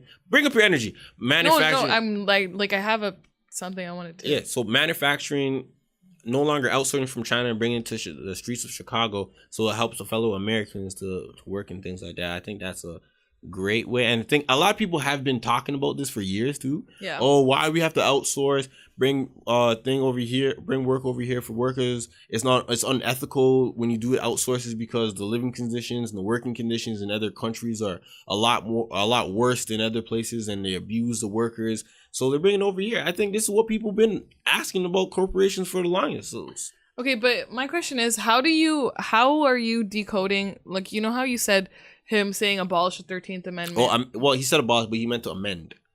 But how do you know that? Because he said it? He explained that? Yeah, in the TMZ interview. He said he wants to amend. Abolish was But do you think he just backtracked because he was getting all It's not backtracking. When you backtrack, it's... But that's what I'm saying. He initially said abolish, and then all of a sudden he was getting that reaction, and then he was like, okay, I meant amend. My bad. Yeah, but the thing is, it's not backtracking. Backtracking is you saying something and going like, you know what? My bad. I just didn't. No. I just wrong words. Or I didn't mean that. Just disregard everything I said. Yeah, but do you believe that with Kanye, considering his views on Trump and wearing this "Make America Great Again" hat shit, like his political views? Do you really believe that this wasn't a backtrack because of the? No, I think it's a correction. I think abolish was. He probably said we should get rid of he probably meant. Not probably, but he said abolish the 13th Amendment, which is the 13th Amendment is the amendment that got rid of slavery. Yeah. So to abolish means to get rid of the 13th Amendment, which would mean bring back slavery. Yeah, but he didn't want that. He also, like he said in the TMZ interview, he wants to amend. He thinks the 13th Amendment should be amended. Yes, but that's what I'm saying. He said that after the fact because this is the same guy who said slavery was a choice. So, like, you know, I feel like I don't feel like it was him correcting. I feel like it was a backtrack. I don't even think he did say slavery was a choice, but the 400 years that black people in the United States were slaves, and then the 100 and some years that they've been free, a lot of people feel like him included, black people in the United States have been held to mental slavery since them being freed, right? That's what you're trying to get into. Okay, but why is he so bad at quote unquote explaining these thoughts? Why is it up to us as people to uncode and decode these messages and his thoughts and stuff? Because obviously you have a different perception of it than I do. Yeah. So I feel like that's when it becomes an issue in terms of understanding what he really means. I don't think, because I take it for face, like what's it called? Face value. I take it for that. For what he says is what he means. Mm-hmm. I don't ever take what somebody says. Like if I'm telling you, hey, good morning, you're not going to sit there and decode that for 10 minutes and be like, oh my God, hey, good morning. Oh shit. Like, did I forget to do something for her today? Did I forget to like email her something or something? Like you're not going to sit there and think that. But with Kanye, it's like when he says shit like this, everyone has to sit there and think like, oh, what does this really mean? Like, why do you have to do that? Everything that people say is taken at face value. But when it comes to Kanye West, all of a sudden it has to be decoded to paint this better picture of him because everyone can't believe the fact that he fell into this deep hole that he's in now. But that's what I feel like it is. I think people themselves are not even thinking. A lot of people are not even thinking. And people are not giving the person to explain. They're kind of just Kanye erratic. He's erratic. He's always been erratic his whole career. Mm-hmm. When he said George Bush doesn't care about black people, I haven't seen any type of footage or follow-up question as, Kanye, why do you feel like that? Because that was like 2001. Exactly. And no one asked Kanye to follow up what he said. They're just like, oh, fuck it. All right, then cool. Yeah, we believe him all the way. Like But because it was fact. But what Kanye is speaking now is not facts, and it's hold on. Stop it. Someone saying you do not care about black people and then just leaving it there and people going, why did you say that? Can you elaborate? Because of the injustices black people in America face, and the Hurricane Katrina happened where? It wasn't in Louisiana? Yeah. Majority black? Yeah. Exactly. But that doesn't mean anything. What was George Bush doing to help? Exactly. No. That's why he said it. That's common sense. But it's shit like this. When he's saying shit like this, but then he supports somebody like Trump. When you say something that's common sense, you just say that's common sense. His views weren't conflicting with what he said then. Now he's supporting somebody like Trump who is blatantly upfront a racist, a sexist, like all these terrible things, but then he's saying these things, and then all of a sudden people want to look into it and flip it into meaning something good, but his views are right in front of you. What he believes in is right in front of you. He's openly and proudly worn that. Mm-hmm. And he's saying these things that coincide with exactly what his views are, but everybody wants to take what he says and decode it to make it seem like it's good because they're like, he's lost his fucking mind. Mm-hmm. And I think that's what it is, to be honest with you. I'm not buying that this is any like. I don't think Kanye lost his mind. I don't even think Kanye is delusional at this point. I think Kanye is becoming more into himself and looking into other information that he's getting put in front of him. And I think Kanye he treats a lot of things like a little kid at times, where he's like, oh, he gets new information, he gets consumed by it, and then he wants to share it with his friends or the world, right? And so he comes out and these sporadic spurts are going like, hey, let me just tweet something out, and then it doesn't come off well put together because him himself, he's probably talking about it in his mind, and when he tweets it out or if he speaks on it, it doesn't sound well put together because he doesn't have all the information, and he's just really intrigued by the information that he does has, and he kind of just builds upon that. So yes, when it comes to certain things like this, especially with the politics and laws and stuff like that, where there is some things are not black and white, and certain things do have a gray area where you're able to interpret in different ways. Kanye looked at it as like, yes, the 13th Amendment does say this amendment abolish slavery.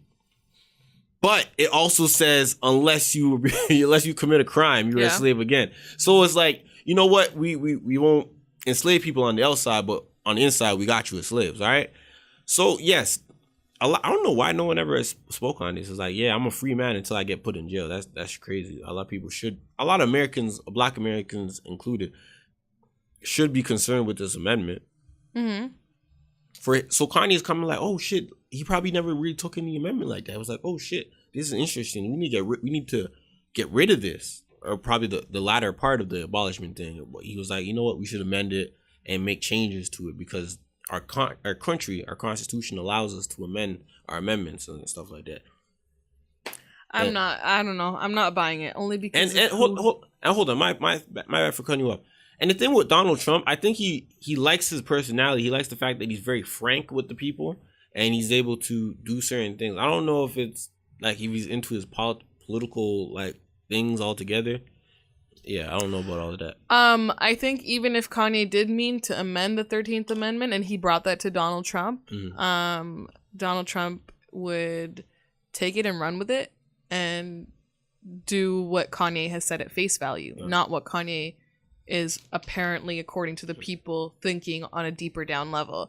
And then guess what? It's gonna fuck the whole country up even more than it already is. No. So amending something not that easy. No, I don't think. I mean, Donald Trump makes a fucking tearing the country apart look easy. So I'm sure he could do it. But you just got the Congress and the Senate behind him. Yeah, well, it's just I don't know. I'm not buying any of this. I'm taking everything at face value, just like I do with normal people when normal people talk to me. You shouldn't.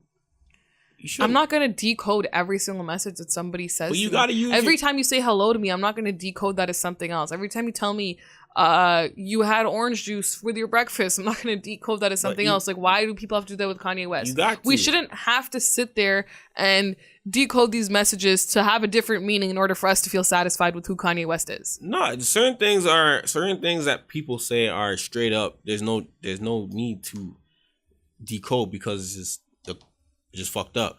But certain things people are talking about is like, all right, what are you trying to get at? We need to explain. And then when people start to explain, you start to get their point of view, their viewpoint on life, right? Mm-hmm. That's what you need to. That's what it's not decoding at this time. It's like, what do you mean? Can you clarify?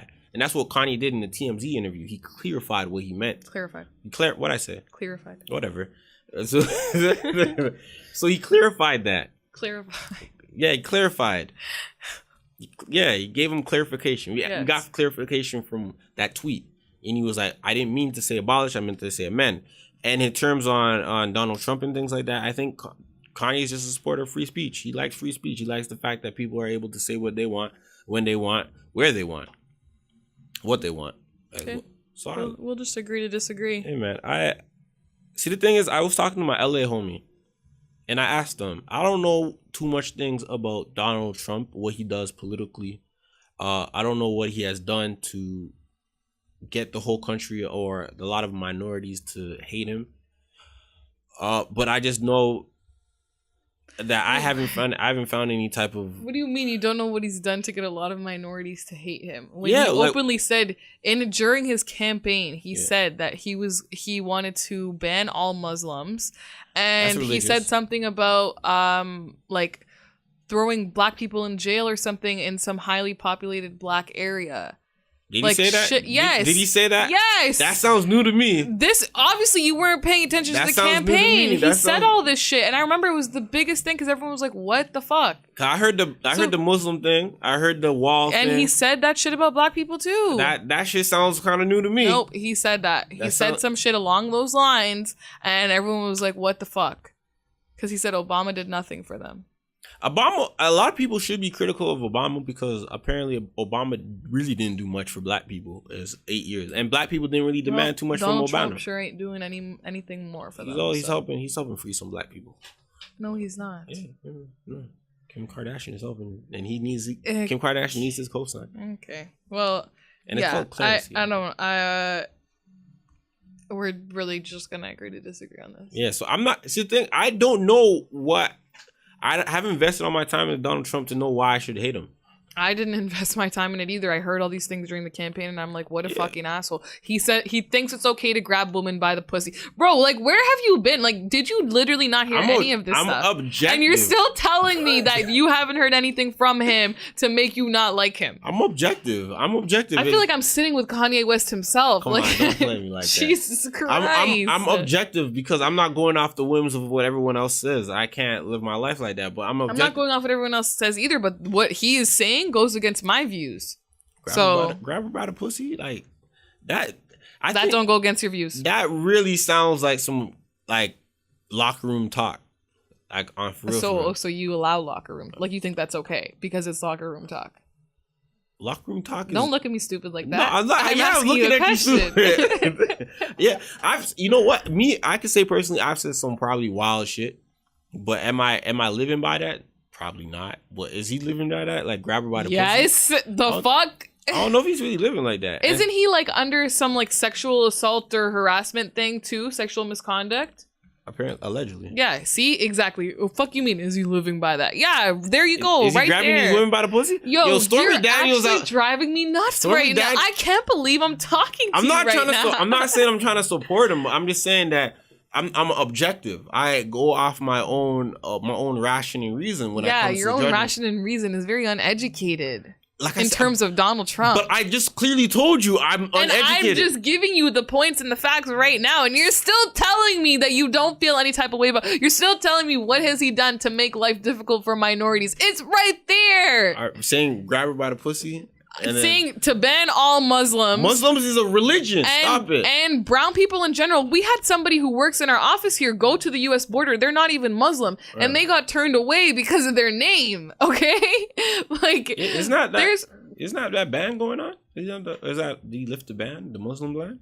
There was a Supreme Court thing that went through. I don't even know if it fully got lifted or not, and then the whole thing with the black people in the jail stuff. Like, this is hold on. Bill Clinton fucked up black people altogether because he had the Super Predator Act and the 3-strike rule. Yes, okay, and he's considered the first black president.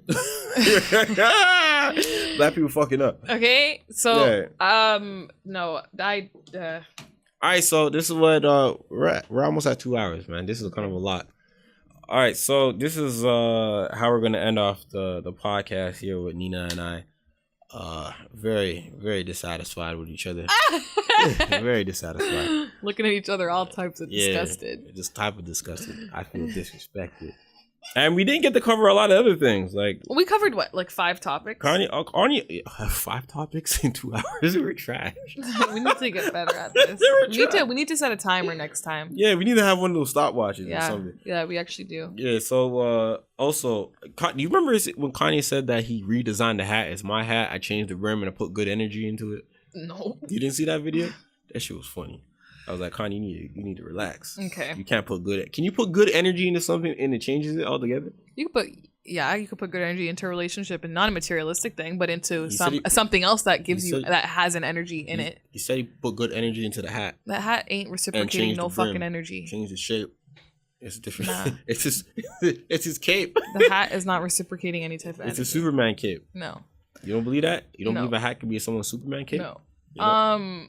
Anyways, so I'm going to the J. Cole concert on Thursday. Oh, I'm trying to start an outro here. Yeah, it's this Thursday. Trying to start an outro. I don't know. Young Thug's probably not going to be able to get into the country. Not with these new charges over his head. Yeah. So, but I already seen him in Baltimore, so whatever. Yeah, this is gonna be my 4th time seeing J. Cole. Oh, you a fan? Yeah, I mean, I'm not a diehard fan, but like I know his tracks. Like I know, I went last year. I went to the free concert he had. I went to one. I haven't listened to a J. Cole concert since Born Center.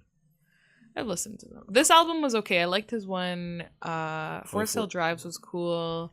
Born Center, I would say, was my favorite actually. Red? I didn't like that album. I liked it. I didn't like that album. But Thought yeah, it was ass. I'm gonna be at that concert. It's Thanksgiving long weekend. I'm so excited to eat. Is it? My fat ass can't wait. Oh, man. I don't know what I'm doing.